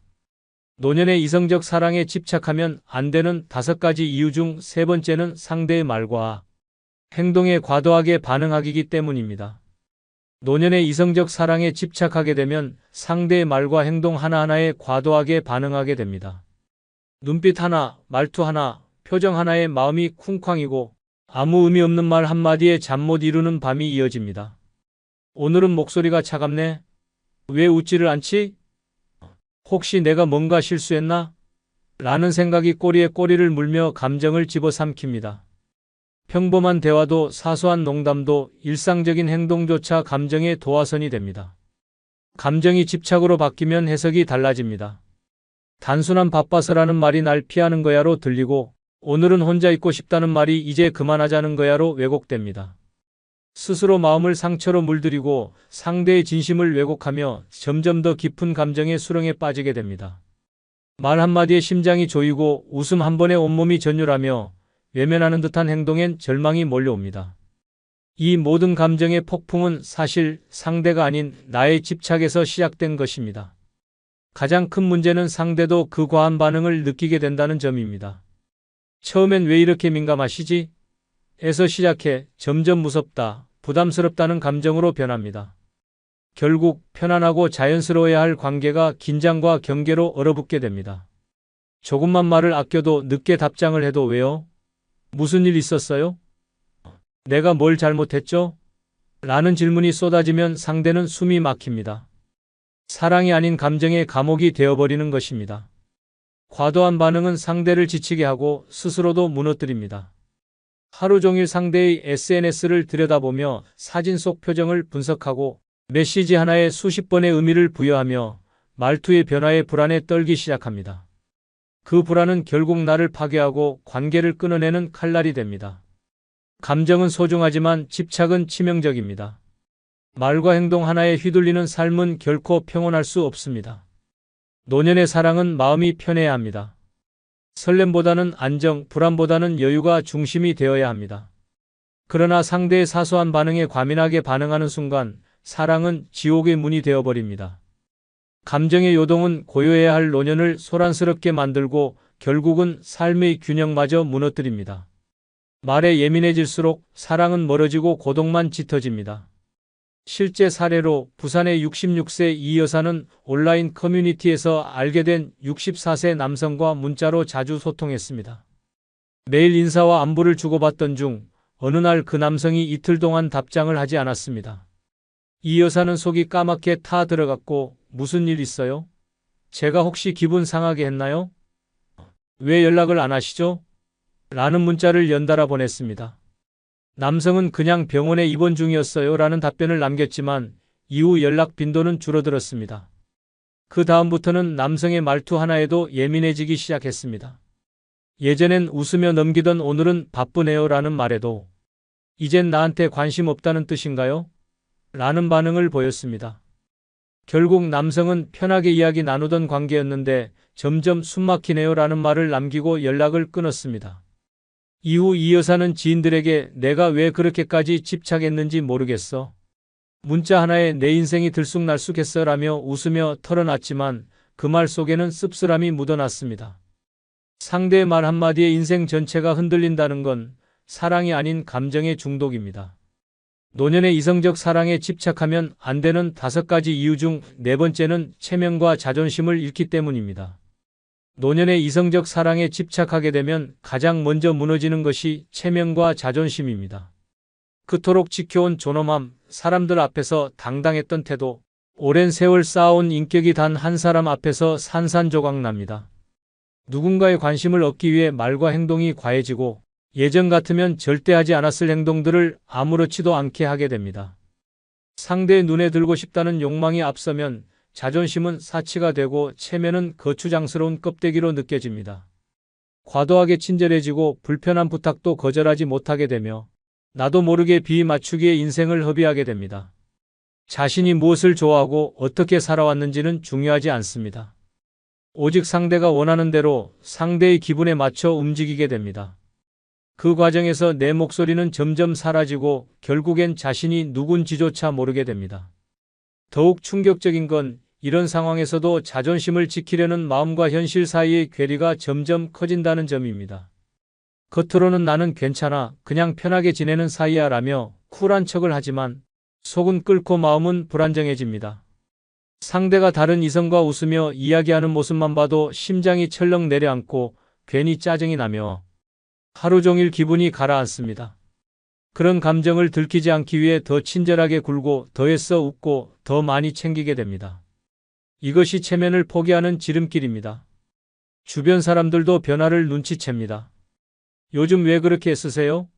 너무 마음 쓰지 마세요라는 조언도 체면을 잃은 사람에게는 다 잔소리로 들립니다. 자존심이란 건 누군가가 챙겨주는 게 아니라 스스로 지켜야 하는 것입니다. 그러나 집착에 빠진 사랑은 그 자존심을 서서히 부식시킵니다. 내 감정을 포장하려고 스스로를 속이고 그 사람 앞에서만은 애처럼 행동하게 됩니다. 노년에는 자존심이 곧 생존의 무기입니다. 자존심을 지키는 태도야말로 노년의 삶을 당당하게 만들어주는 힘입니다. 그런데 그 한 사람을 향한 마음 때문에 그 모든 것을 내려놓게 되면 삶 전체의 균형이 무너집니다. 나를 존중하지 않으면 누구도 나를 존중해주지 않습니다. 체면을 버리고 감정에 휘둘리기 시작하면 그 사랑은 결국 무너질 수밖에 없습니다. 실제 사례로 경기도 광주에 사는 69세 박 할아버지는 동네 요가 교실에서 만난 62세 여성에게 푹 빠졌습니다.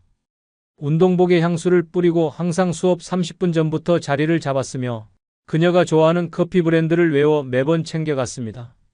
문제는 박 할아버지가 친구들 모임까지 빠지며 그녀 주변을 맴돌기 시작했다는 점입니다.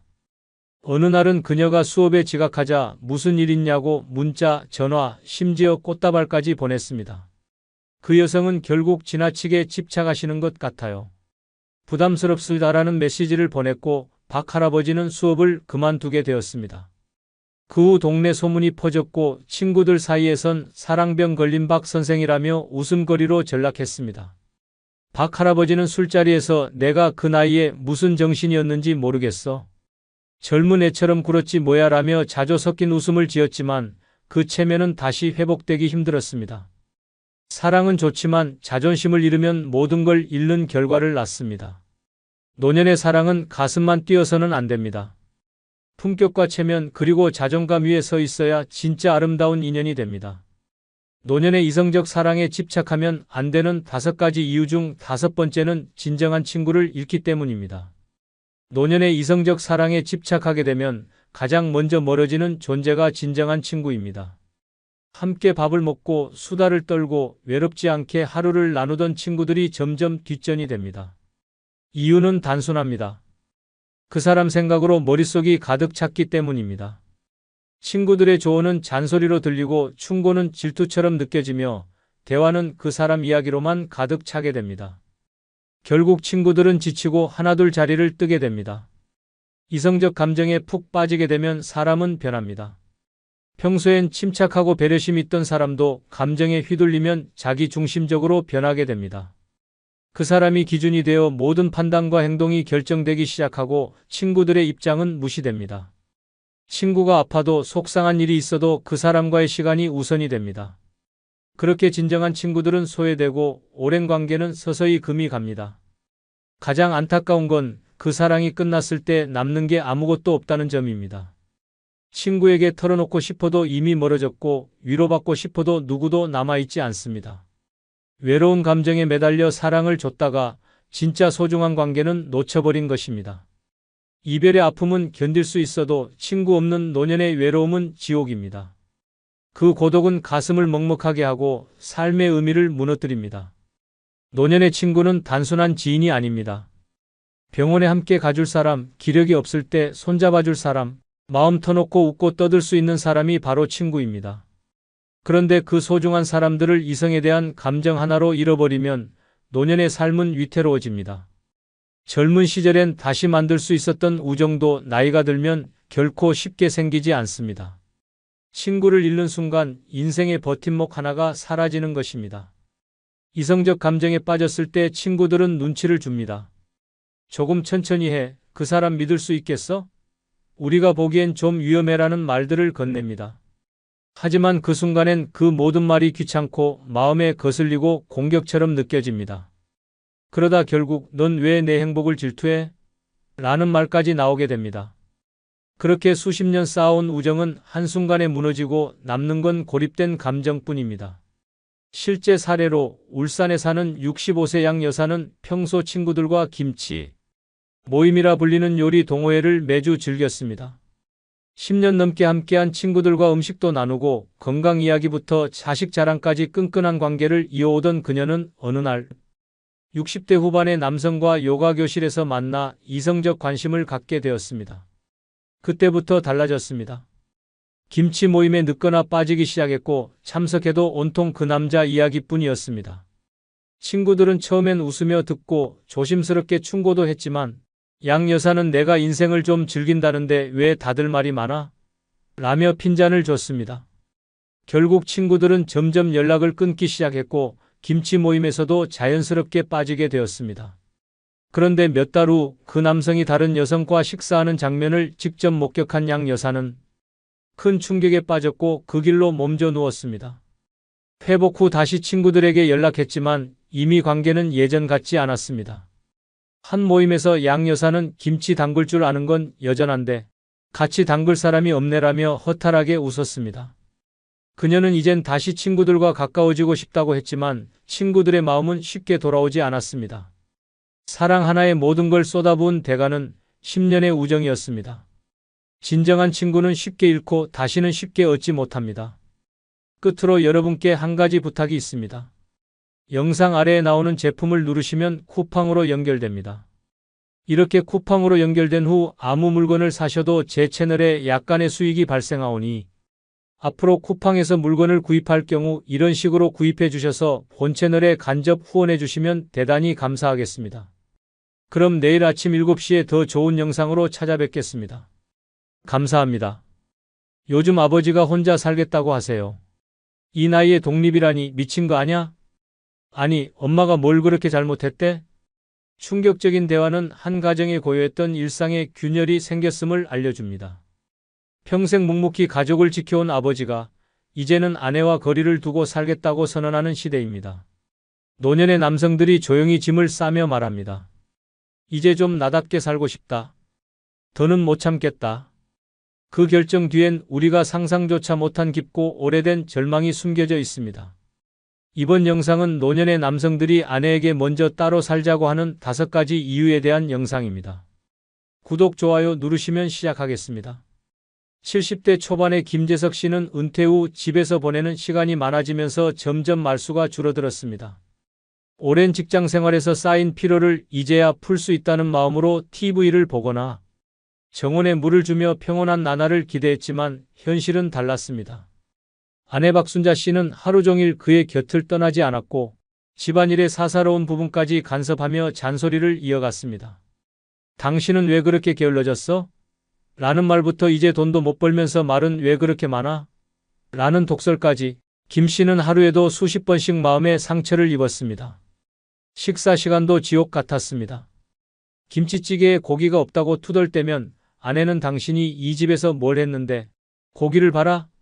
라며 목소리를 높였습니다. 결국 그날 저녁 김 씨는 밥그릇을 집어던졌고 박 씨는 소리를 지르며 집을 나가버렸습니다. 며칠 뒤 둘은 다시 한 집에 있었지만 서로 눈도 마주치지 않았습니다. 말 한마디가 칼날이 되고 침묵은 벽이 되었습니다. 그렇게 6개월이 흐른 어느 날 김 씨는 조용히 짐을 싸기 시작했습니다. 당신하고는 더 못 살겠어. 그냥 혼자 있고 싶어. 라는 말만 남기고 그는 집을 나왔습니다. 주변 친구들은 모두 놀랐지만 김 씨는 단호했습니다. 차라리 고독이 낫지 저 옆엔 내랑 사느니 죽는 게 낫겠더라고. 노년의 남성들이 먼저 따로 살자고 말하는 가장 흔하면서도 결정적인 첫 번째 이유는 바로 부부간의 갈등이 극단에 이르렀기 때문입니다. 수십 년을 함께 살아온 사이지만 은퇴 이후 하루 종일 마주하며 쌓이는 감정의 찌꺼기는 독이 되어 돌아옵니다. 일상의 반복적인 말다툼, 무시, 비난, 심지어 감정적 학대 수준의 언행까지 더 이상은 참고 살 수 없다고 느끼게 되는 것입니다. 많은 남성들은 결혼 생활을 감옥처럼 느낀다고 말합니다. 경제적 자유를 잃은 상황에서 아내의 지적과 통제를 매일같이 받다 보면 자존감은 바닥을 치고 분노는 내면 깊숙이 골마갑니다. 하지만 대부분은 참고 살다가 어느 날 갑자기 폭발하게 됩니다. 이러다 진짜 내가 죽거나 쟤를 죽이거나 하겠구나 라는 극단적인 생각을 하게 되는 순간 그들은 집을 나올 결심을 합니다. 특히 아내가 오랜 기간 가정의 중심에 있었고 남편보다 더 강한 성격일 경우 남편은 점점 위축되고 무력감을 느끼게 됩니다. 이 무력감은 시간이 지날수록 절망감으로 바뀌며 같이 사는 게 의미가 없다는 판단에 이르게 됩니다. 그들은 갈등의 해결을 기대하지 않습니다. 오히려 거리두기를 통해서만 평화를 찾을 수 있다고 믿습니다. 아이들에게조차 엄마랑은 이젠 못 살겠다. 이해해라. 며 눈물로 호소하기도 합니다. 결국 따로 살자는 말은 단순한 독립선언이 아닙니다. 오랜 기간 쌓여온 분노와 슬픔, 자존감의 붕괴가 만든 마지막 선택입니다. 그리고 이 선택은 점점 더 많은 노년 남성들의 공감을 사고 있습니다. 부부라는 이름으로 묶여 살아가는 것보다 홀로라도 마음의 평화를 찾고 싶은 것입니다. 서울 강동구의 아파트 단지에서 45년을 함께 살아온 박정환 씨. 부부는 겉보기엔 모범적인 노부부처럼 보였습니다. 하지만 이웃도 모르는 비밀이 있었습니다. 바로 박 씨는 매일 아침 눈을 뜨면 마음속으로 오늘은 제발 싸우지 말자고 기도부터 했습니다. 그리고 밤이 되면 내일은 제발 혼자이고 싶다고 되뇌었습니다. 그는 매일 아내의 하루 일과를 외워야 했습니다. 몇 시에 일어나고 몇 시에 약을 먹고 어떤 채소를 싫어하고 어떤 방송을 보면 화를 내는지까지 숙지해야 했습니다. 마치 시한폭탄과 함께 사는 기분이었다고 말했습니다. 박 씨는 자다가도 벌떡 일어나 아내의 숨소리를 확인해야 했습니다. 아내가 기침이라도 하면 왜 이제야 물을 가져오냐며 화를 냈고, 그가 TV 채널을 돌리기라도 하면 나는 이거 보려고 하루를 기다렸는데 당신은 나한테 아무 관심이 없구나라는 말이 날아왔습니다. 심지어 친구를 만나러 나가려 할 때도 밖에 나가서 뭐 할 건데? 그 나이에 친구가 뭐가 중요해? 라는 비아냥을 들으며 현관에서 싸움이 벌어졌습니다. 어느 날은 문 앞에 신발이 두 켤레 있다는 이유로 외도를 의심받기도 했습니다. 박 씨는 그날부터 친구 집에 신발을 맡겨두고 맨발로 다니기 시작했습니다. 결정적인 날은 박 씨가 오래전 결혼 기념일을 깜빡한 날이었습니다. 그는 아내 앞에서 무릎을 꿇었지만 아내는 넌 평생 나한테 그런 식이었어. 아무 감정 없이 그냥 옆에 있는 사람처럼이라고 외쳤습니다. 그날 밤 박 씨는 한숨도 못 자고 노트에 글을 적었습니다. 같이 산 시간이 형벌 같았다. 나는 누구의 남편이기 전에 나 자신이고 싶다. 제발 좀 쉬고 싶다. 그리고 이틀 후 그는 조용히 짐을 쌌습니다. 아이들에게는 편지 한 장만 남겼습니다. 아빠는 도망가는 게 아니야. 이제야 숨 좀 쉬려는 거야. 노년의 남성들이 먼저 따로 살자고 말하는 두 번째 이유는 오랜 결혼 생활에 지쳤기 때문입니다. 수십 년간 반복된 삶, 갈등, 감정 소모는 마음을 완전히 갉아먹습니다. 처음엔 가족을 위해 참습니다. 다음엔 자식을 위해 참습니다. 그러다 어느 순간 참는 이유조차 사라집니다. 매일 반복되는 일상이 감옥처럼 느껴지고 부부라는 이름이 족쇄처럼 무겁게 다가옵니다. 사는 게 아니다는 말이 현실이 됩니다. 많은 남성들은 자신도 모르는 사이에 결혼 생활 속에서 감정 노동자가 됩니다. 감정 표현은 금지되고 상대의 기분을 살피는 것이 일상이 되며 자신은 점점 사라집니다. 결혼 초에는 사랑이었지만 나중에는 의무와 책임만이 남습니다. 이런 삶은 결코 지속 가능하지 않습니다. 자신을 위한 시간, 공간, 말 한마디의 여유조차 없이 오직 상대방의 기분에 맞춰야 하는 하루는 노년의 남성에게는 치명적인 고통이 됩니다. 문제는 이런 지침이 누적되면서 생기는 무력감입니다. 이 사람이 변할 리 없다. 이 생활은 평생 이럴 것이다라는 절망감은 더는 싸울 힘조차 남지 않게 만듭니다. 그러다 문득 드는 생각이 그냥 혼자 살면 안 되나? 입니다. 더 이상 누구에게 설명하지 않고 눈치 보지 않고 그냥 자신의 속도로 살아보고 싶은 갈망이 터져 나오는 것입니다. 이러한 결단은 단순한 변심이 아니라 수십 년간 쌓인 피로의 결과입니다. 부부라는 이름 아래 쌓인 오해, 무시, 외로움, 억압, 그리고 고통이 만든 파국입니다. 그 끝에는 더 늦기 전에 나를 살리자는 절박한 생존 본능이 자리하고 있습니다. 노년의 남성이 먼저 집을 나서는 진짜 이유는 누군가를 떠나는 것이 아니라 이제라도 자신에게 돌아가고 싶은 간절한 몸부림입니다. 부산 해운대에 사는 72세의 정성우 씨는 은퇴 후 취미로 우쿨렐레를 배우기 시작했습니다. 혼자 연습하다 동네 문화센터에서 만난 동갑내기들과 어울리게 되었고 어느 날은 카페에서 소규모 공연까지 하게 되었습니다. 박수를 받는 순간 정 씨의 마음에 오래된 무언가가 다시 살아났습니다. 아, 내가 아직 살아있구나. 라는 짜릿한 감정이었습니다. 하지만 집에 돌아가는 순간 그 감정은 산산조각 났습니다. 아내는 시큰둥하게 말했습니다. 그 나이에 뭔 공연이야? 창피한 줄 알아. 정 씨는 침묵하며 방으로 들어갔지만 마음은 이미 거리를 두기 시작했습니다. 그날 이후 정 씨는 몰래 일정을 잡기 시작했습니다. 여행도 혼자 다녔고 모임도 아내 몰래 나갔습니다. 친구들과 어울려 막걸리를 마시며 늦게 들어온 날 아내는 현관문을 걸어 잠갔습니다. 휴대폰에는 메시지가 하나 떠 있었습니다. 그렇게 자유롭고 싶으면 나가서 살아. 정 씨는 그 문자에 오히려 해방감을 느꼈습니다. 그래, 나 진짜 나갈게. 그렇게 며칠 뒤 그는 작은 고시원 방을 계약했습니다. 친구들은 말렸지만 그는 웃으며 말했습니다. 이제야 진짜 숨 좀 쉬는 것 같아. 내가 내 인생의 주인 같아. 노년의 남성들이 아내에게 먼저 따로 살자고 말하는 세 번째 이유는 바로 자유로운 생활을 원하기 때문입니다. 수십 년간 가장의 책임과 역할에 짓눌려 살다가 은퇴 후 맞이한 자유의 순간에조차 또다시 통제받는 삶을 견디기 힘들어지는 것입니다. 늦잠도 못 자고 TV 채널 하나 돌리기 어렵고 친구 만나러 나가는 것도 허락을 구해야 하는 삶은 어느 순간부터 감옥보다 더 고통스럽게 느껴집니다. 아내는 걱정이라 말하지만 남편은 감시로 느낍니다. 하루 일과를 보고하듯 설명해야 하고 어디 가는지 누구와 있는지 끊임없이 체크당하는 생활은 점점 자존감을 깎아내립니다. 이제는 나도 좀 내 맘대로 살아보고 싶다. 는 욕망이 커지면서 따로 살고 싶다는 말이 입 밖으로 나오게 됩니다. 그 말은 단순한 독립선언이 아니라 억눌렸던 인생 전체에 대한 반항이며 마지막 자존심을 지키려는 몸부림입니다. 특히 노년이 되면 사람들은 죽음을 점점 더 가까이 느끼게 됩니다. 그런 순간에 나는 지금 누구를 위해 살고 있는가? 라는 질문이 강하게 밀려옵니다. 가족을 위해, 아내를 위해, 자식을 위해 살아온 세월이 너무 길었다는 생각이 들면서 이제는 정말 나 자신을 위해 살고 싶다는 절실함이 생깁니다. 그리고 그 절실함은 타인의 인정, 노년의 자식이 부모를 모시지 않을 경우 현명하게 사는 방법 중 첫 번째는 노후 자금은 반드시 내 손에 쥐고 사는 방법입니다. 이 말은 단순한 조언이 아니라 인생을 지키는 절박한 생존의 원칙입니다. 노년의 자식이 부모를 모시지 않는 현실은 더 이상 뉴스가 아니라 주변의 흔한 이야기입니다. 사랑으로 키운 자식이지만 현실 앞에선 그 사랑도 종종 외면당합니다. 부모의 희생을 당연하게 여기고 부모의 재산을 자기 몫처럼 생각하며 부모가 늙자마자 관심을 거두는 자식도 있습니다.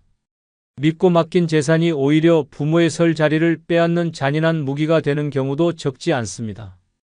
돈이 없어도 서럽지만 돈이 있어도 그 돈을 빼앗긴 채 늙어가는 건 더 끔찍한 비극입니다. 남은 노후를 기대하며 자식에게 전 재산을 넘긴 순간부터 시작되는 냉대는 상상 이상으로 많습니다. 심지어 일부 자식들은 이미 다 받았으니 이제 부모 책임도 끝났다는 식으로 행동하기도 합니다. 그런 현실 앞에서 노후 자금을 지키지 않는다는 건 스스로 삶의 밑바닥을 향해 걸어 들어가는 것과 다르지 않습니다. 노후 자금은 단순한 생활비가 아닙니다. 존엄을 지키는 수단이며 선택권을 쥐는 무기입니다. 병원에 갈 때도 요양보호인을 부를 때도 혼자 밥을 먹는 순간에도 필요한 건 바로 그 자금입니다. 자식에게 손 벌리는 순간 관계는 바뀝니다. 자식의 눈치를 보게 되고 자신이 짐처럼 느껴지기 시작합니다. 이는 자존감의 붕괴로 이어지고 결국은 삶에 대한 의지마저 꺾이게 됩니다. 누구나 자식에게 모든 걸 주고 싶은 마음이 있습니다. 하지만 그 마음보다 중요한 건 내가 내 삶의 주인으로 끝까지 살아가는 것입니다. 내 돈은 내가 쓰기 위해 있는 것이고 내 노후를 위해 모은 자산은 내가 결정하고 내가 관리해야 합니다. 죽기 전에 한 푼도 남기지 않고 써야 진짜 잘 산 것이다라는 말은 단순한 어세가 아니라 노년의 자존을 지키는 철학입니다. 돈이 있으면 선택이 생깁니다. 누군가에게 의지하지 않아도 되고 내가 원하는 방식으로 살아갈 수 있습니다. 요양병원에 갈지, 방문 간호를 받을지, 식사를 시켜 먹을지 전부 돈이 결정합니다. 그런데 그 돈을 남이 쥐고 있다면 그 결정권도 남의 몫이 됩니다. 그것은 노년이 아닌 감금입니다. 부산 기장에 사는 김영희 할머니는 올해 79세입니다. 남편과 사별한 후 외동아들과 함께 살기로 하며 집과 예금 전부를 아들 명의로 바꿔줬습니다. 아들의 부탁이었고 어차피 자기 재산이니 믿었습니다. 처음엔 잘 지냈지만 1년이 채 지나지 않아 상황이 달라졌습니다. 며느리는 대놓고 눈치를 주었고 아들은 엄마, 이제 애들 학원비도 많고 라며 생활비 지원을 거절했습니다. 결국 김할머니는 하루에 2끼만 챙겨 먹고 전기장판 하나로 겨울을 버텼습니다. 하루는 병원에서 정기검진을 받으려 했지만 택시비가 아까워 걸어가다 쓰러졌습니다. 그날 이후 김할머니는 결심했습니다. 딸처럼 지내던 이웃에게 도움을 받아 변호사와 상담을 시작했고 어렵게 법적 소송을 거쳐 집 일부와 예금 일부를 다시 돌려받았습니다. 이후 작은 원룸으로 옮겨 살면서 최소한의 생활비와 건강관리비를 자신이 직접 관리하고 있습니다. 그녀는 요즘 매일 새벽에 일어나 커피 한 잔을 마시며 웃습니다. 이제야 살 것 같다고 말합니다. 누구의 눈치도 보지 않고 내가 내 돈으로 밥 먹고 병원 가고 가끔 친구 만나 커피 마실 수 있는 이 자유가 인생 최고의 사치라고 말합니다. 자식에게 전부 주고 고개 숙이는 삶보다는 내 손에 돈 쥐고 당당하게 늙는 삶이 훨씬 아름답고 행복하다는 걸 김 할머니는 이제야 깨달았다고 말합니다. 두 번째는 재산 증여는 천천히 신중하게 진행하는 방법입니다. 사랑은 순간일 수 있지만 재산은 평생의 결과입니다. 자식이 아무리 사랑스럽고 믿음직스럽게 보여도 재산 앞에서는 본심이 달라지는 경우가 많습니다. 특히 부모가 나이가 들면 자식은 자연스럽게 이제 내 차례라고 생각하게 됩니다. 하지만 부모 입장에서 재산은 단순한 돈이 아닙니다. 평생 땀 흘려 만든 인생의 결실이며 노후를 지탱해줄 마지막 안전망입니다. 이 중요한 자산을 너무 빨리, 너무 쉽게 넘기는 순간 부모의 인생은 자식의 눈치 속으로 들어가게 됩니다. 세상엔 참 씁쓸한 진실이 있습니다. 재산을 주면 사람이 변한다는 말은 단순한 겁주기가 아닙니다. 실제로 많은 부모들이 자식에게 집을 넘기고 예금을 나눠주고 상속을 미리 정리한 후부터 자식의 태도가 차가워졌다고 말합니다. 손주를 데리고 자주 오던 며느리가 발길을 끊고 전화 자주 하던 아들이 점점 무뚝뚝해지고 결국 부모는 집안에서 조용히 잊혀지는 존재가 됩니다. 재산은 사랑의 증표가 아닙니다. 신뢰의 결과로 주는 것도 아닙니다. 그것은 철저하게 내 인생의 권한이며 내가 살아있는 한 내가 결정해야 할 권리입니다. 너무 쉽게, 너무 일찍, 너무 감정적으로 넘기는 순간 돌이킬 수 없는 후회를 남깁니다. 그리고 그 후회는 단순한 돈의 문제가 아니라 관계의 균열과 존엄의 상실로 이어집니다. 특히 많은 부모들이 어차피 다 줄 건데 지금 주는 게 낫지라고 생각합니다. 하지만 그것은 함정입니다. 지금이라는 시점은 자식에게는 완료가 되고 부모에게는 소외가 됩니다. 사랑이라는 이름으로 모든 재산을 증여하고 난 뒤 연락이 끊긴 자식들, 병원 한번 데려가지 않는 가족들, 결국 요양시설에서 쓸쓸히 눈을 감는 어르신들의 사연은 우리 주변에 넘쳐납니다. 증여는 나를 위한 선택이어야 합니다.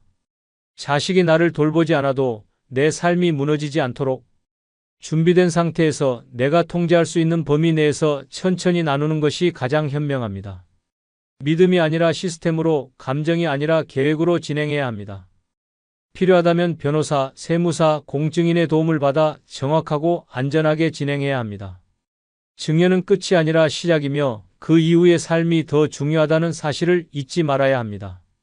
서울 송파구에 사는 윤정희 할머니는 76세입니다.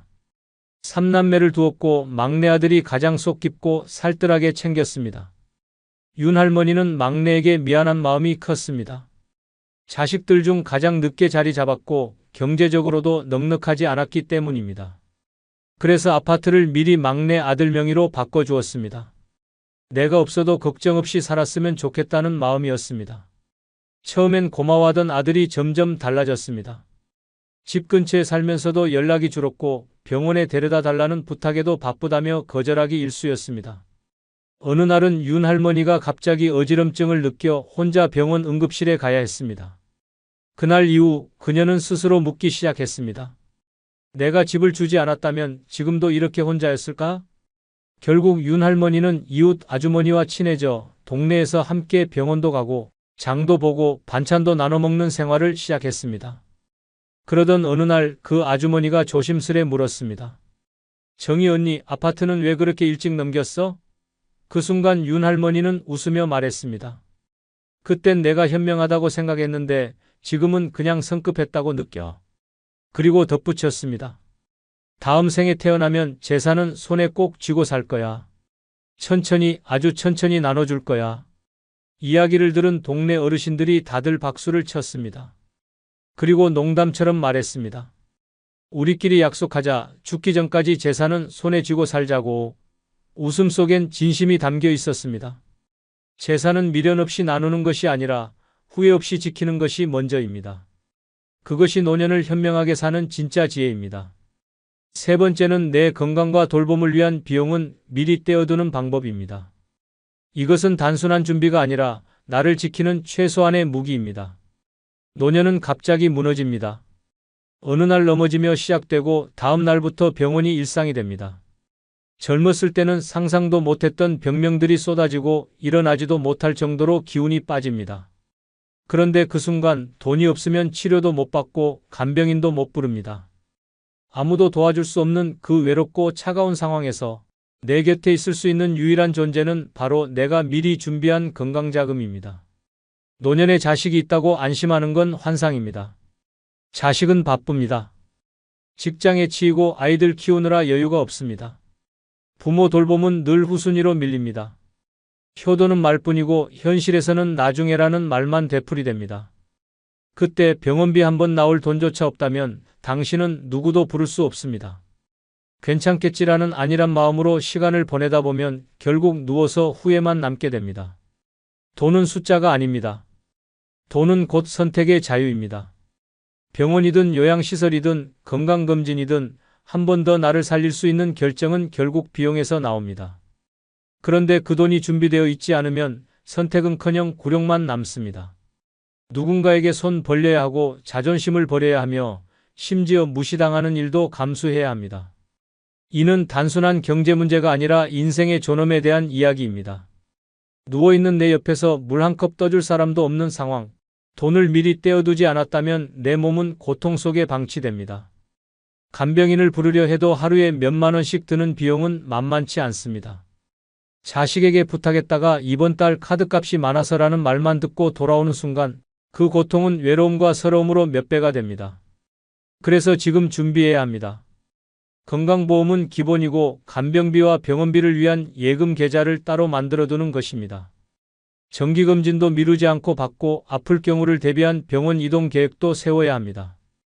간병인이 필요할 경우 어떤 업체가 신뢰할 수 있는지도 미리 알아보고 상담을 받아둬야 합니다. 그런 준비가 나를 살립니다. 경기도 안양에 사는 오순례 할머니는 올해 82세입니다. 젊었을 때부터 남편 없이 세 아이를 키우며 악착같이 살았습니다. 3남매 모두 장성했고 결혼도 했지만 누구 하나 어머니를 모시겠다는 말은 없었습니다. 다들 형편이 어려워서라는 말만 되풀이될 뿐이었습니다. 그래서 오할머니는 70세가 되던 해 모든 예금 중 일부를 따로 빼어 건강돌봄 계좌를 만들었습니다. 주변에선 그 돈으로 손주 학원비라도 보태지라는 말도 있었지만 그녀는 단호했습니다. 내 몸이 망가지면 아무도 책임지지 않아. 내가 나를 지켜야지. 실제로 2년 전 오할머니는 갑자기 쓰러져 병원에 실려갔고 3주간 입원 치료를 받아야 했습니다. 자식들은 모두 바쁘다며 얼굴 한번 비추지 않았고 결국 간병인 도움 없이 지내야 했습니다. 하지만 그녀는 당황하지 않았습니다. 미리 준비해둔 건강돌봄 계좌에서 비용을 꺼내 간병인을 불렀고 필요한 약과 식사를 전부 해결했습니다. 병원에서 퇴원할 때 의사가 말했습니다. 보통은 자식 없으면 이렇게 못 버티시는데 대단하세요. 그 말에 오할머니는 이렇게 대답했습니다. 내 자식은 이 계좌야. 내가 키운 유일한 자식. 지금도 오할머니는 아프지 않더라도 매달 일정 금액을 건강계좌에 넣고 있습니다. 혹시 모를 내일이 나를 배신하지 않도록이라는 그녀의 말은 많은 어르신들의 마음을 울렸습니다. 내 몸은 내가 지켜야 합니다. 그리고 그 시작은 바로 내 건강과 돌봄을 위한 돈을 미리 떼어두는 그 순간입니다. 그것이야말로 노년을 진짜로 현명하게 살아가는 유일한 길입니다. 네 번째는 유언장으로 가족 갈등을 미리 막는 준비 방법입니다. 유언장으로 가족 갈등을 미리 막는 준비 방법입니다. 아무리 사이 좋은 가족이라도 돈 앞에서는 무너질 수 있습니다.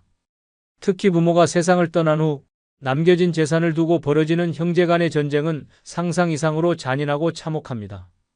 평생 우애 좋던 남매가 유산을 놓고 법정에서 서로를 고발하고 손주들 앞에서 소리 지르며 싸우는 일은 결코 드문 일이 아닙니다. 이 모든 비극은 단 하나, 유언장이 없었기 때문에 벌어지는 일입니다. 나는 자식들이 알아서 잘 나누겠지라는 막연한 믿음은 가장 위험한 착각입니다. 부모가 살아있을 땐 효자 같던 자식도 막상 돈이 걸리면 눈빛부터 달라집니다. 평생 동생을 챙기던 형이 유산 앞에선 내가 장남인데 왜 반반이냐고 소리치고 말 한마디 없던 며느리는 갑자기 앞에 나서서 우리 쪽은 손해를 봤다며 따지고 드는 모습은 너무도 흔한 현실입니다. 죽은 사람은 말이 없습니다. 그래서 남겨진 사람들은 자기 입장에서 해석하고 자기 욕심대로 판단합니다. 부모의 뜻은 왜곡되고 남겨진 유산은 분열의 불씨가 됩니다. 그 순간부터 가족이라는 울타리는 조각나고 형제라는 이름은 이기심으로 변질됩니다. 가장 평화롭게 떠나야 할 순간이 가장 치욕스러운 기억으로 남게 됩니다. 유언장은 단순한 종이가 아닙니다. 그것은 마지막으로 가족에게 남기는 지침서이며 부모의 뜻을 분명히 전달하는 강력한 수단입니다. 자식들이 다툴 이유를 원천적으로 차단하고 누가 얼마를 어떻게 받는지 명확하게 남김으로써 혼란과 갈등을 예방할 수 있습니다. 유언장은 사랑의 마무리이자 책임의 표현입니다. 특히 유언장을 작성할 때는 단순한 메모로 끝내지 말고 반드시 공증을 받는 것이 중요합니다. 전문가와 상담하여 법적 효력을 갖춘 문서로 남겨야 나중에 무효 처리되거나 분쟁이 발생하는 일을 막을 수 있습니다. 유언장은 재산 분배를 정하는 것을 넘어 가족 간의 신뢰와 존중을 지키는 마지막 방패입니다. 대전 유성구에 사는 이종숙 할머니는 올해 84세입니다. 그녀는 아파트 2채와 약간의 예금이 있었습니다. 세 자녀 모두 중산층 이상으로 겉보기엔 유산 분쟁과는 거리가 멀어 보였습니다. 하지만 할머니는 예전 이웃의 유산 싸움 이야기를 들은 후 우리 집도 예외는 아닐 수 있다는 생각이 들었다고 합니다. 그래서 그녀는 자식들에게 말도 하지 않고 변호사를 찾아갔습니다. 그리고 자신이 원하는 대로 유언장을 작성했습니다. 큰딸에겐 살던 아파트를, 둘째 아들에겐 예금을, 막내딸에겐 자신이 거주하던 작은 집을 남기기로 했습니다. 그 이유도 유언장에 적었습니다. 이 아이들은 평생 서로에게 고마워하며 살아왔고 나는 각각의 상황을 고려했다는 문장이 인상 깊게 담겼습니다. 그녀는 유언장을 공증하고 사본을 변호사 사무실에 맡겨두었습니다. 몇 년 후 그녀가 세상을 떠나고 유언장이 공개되자 자식들은 잠시 놀랐지만 곧 고개를 끄덕였습니다. 특히 평소 말이 없던 막내딸이 눈물을 흘리며 말했습니다. 엄마가 우리 다 생각하고 준비하신 거네요. 감사해요. 그날 이후 세 남매는 단 한 번도 유산 문제로 다투지 않았습니다. 오히려 유언장 덕분에 어머니의 뜻을 다시 새기며 서로에게 더 잘하려 애썼다고 합니다. 지금도 이종숙 할머니의 유언장은 동네 노인정에서 가장 현명한 마지막 선택으로 회자되고 있습니다. 유언장이 없었다면 아마 평생 남을 상처만 남았을 것입니다. 남겨진 가족이 미움이 아닌 감사로 기억할 수 있도록 유언장은 반드시 준비해야 할 노년의 지혜입니다. 5번째는 사기와 착취로부터 나를 지키는 금융 지식 갖추는 방법입니다. 사기와 착취로부터 나를 지키는 금융 지식 갖추는 방법입니다. 노년은 한평생 열심히 살아온 대가로 평온해야 하지만 현실은 그리 호락호락하지 않습니다. 요즘 사기꾼들은 어르신들의 눈물 위에 밥을 짓고 평생 모은 돈을 한순간에 가로채며 웃음을 짓습니다. 자식도 모시지 않는 세상에 믿을 사람이라고는 자신뿐입니다. 그런데 그 자신이 아무런 금융 지식 없이 살아간다면 결국 가장 약한 고리가 되어버립니다. 어르신들을 노리는 금융 사기는 해마다 정교해지고 있습니다. 전화로, 문자로, 심지어 직접 집을 찾아와 감언이설로 속입니다. 국민연금이 더 나올 수 있다. 정부 지원을 받을 수 있다. 자식에게 부담 주지 않게 장례비를 미리 준비하라는 말로 접근해 통장 비밀번호를 받아내거나 이름도 처음 들어보는 상품에 수천만 원을 투자하게 만드는 일이 비일비재합니다. 더 충격적인 건 이 모든 일이 자식의 무관심 속에서 벌어진다는 사실입니다. 부모를 챙기지 않는 자식은 많고 그 틈을 파고드는 사기꾼은 더욱 많습니다. 심지어 가족을 사칭해 돈을 요구하는 보이스피싱부터 잘 알고 지내던 이웃이 투자 명목으로 돈을 빌리고 사라지는 일도 일상입니다. 한 번 속으면 모든 걸 잃고 그 뒤에는 오직 후회와 눈물만 남습니다. 노년에는 철저하게 방어적인 금융 태도가 필요합니다. 모르는 전화는 받지 않고 통장은 한 개로 단순하게 관리하며 예금과 재산은 꼭 본인 명의로 분산해둬야 합니다. 절대로 비밀번호나 통장 정보를 다른 사람에게 알려줘서는 안 됩니다. 인터넷 사용이 익숙하지 않더라도 최소한의 금융 문자 알림은 반드시 설정해야 합니다. 또한 정기적으로 금융 상담을 받을 수 있는 복지기관이나 은행의 무료 상담, 창구를 활용하는 것도 좋은 방법입니다. 가장 중요한 건 돈을 지키는 것도 결국은 정보 싸움이라는 사실입니다. 모르면 당하고 알면 피할 수 있습니다. 친구 따라, 친척 따라 무작정 가입하는 보험이나 투자 상품은 피하고 이해되지 않는 조건에는 절대 사인하지 않아야 합니다. 아깝다고 생각하지 말고 작은 돈이라도 전문가와 상의하는 습관을 가져야 합니다. 노년의 돈은 생존이고 자존이고 마지막 자부심입니다. 그걸 남의 손에 쉽게 맡겨서는 안 됩니다. 전북 전주에 사는 김남희 할머니는 78세입니다. 그녀는 한때 친구 소개로 노후 보장형 황금 투자라는 말에 혹해 5천만 원을 한 회사에 투자했습니다. 친구는 매달 수익이 나온다며 할머니를 설득했고 친절한 직원은 정장을 차려입고 집까지 찾아와 서류를 챙겨갔습니다. 처음 2달은 이자처럼 소액이 입금되었지만 그 이후로는 연락이 끊기고 사무실은 텅 비어 있었습니다. 자식들에게 말도 못하고 경찰에 신고하러 가는 길은 너무도 참담했습니다. 내가 이렇게 무지했구나라는 생각에 자책만 쌓였습니다. 그러나 그 후 김할머니는 달라졌습니다. 구청에서 하는 금융교육 프로그램에 빠지지 않고 참여했고 스마트폰 뱅킹도 배웠습니다. 문자로 오는 보이스피싱도 직접 신고하고 이젠 주변 어르신들에게도 조심하라고 조언하는 노인 금융지킴이가 되었습니다. 어느 날 시장에서 만난 또래 아주머니가 이런 투자 하나 들어보자고 했을 때 김할머니는 단호하게 말했습니다. 난 내 돈, 이젠 내 손에만 있어. 세상에 공짜는 없고 투자보다 소중한 건 내 평온이야. 그 말에 아주머니는 고개를 끄덕이며 돌아갔고 김할머니는 속으로 이렇게 외쳤습니다. 이젠 나도 당하지 않아. 내가 나를 지킬 거야. 이처럼 금융 지식은 돈을 지키는 것이 아니라 인생을 지키는 무기입니다. 자식이 나를 모시지 않더라도 나는 내 지식으로 내 돈과 내 삶을 지킬 수 있어야 합니다. 그것이야말로 진짜 현명한 노년의 시작입니다. 끝까지 시청해 주셔서 감사합니다.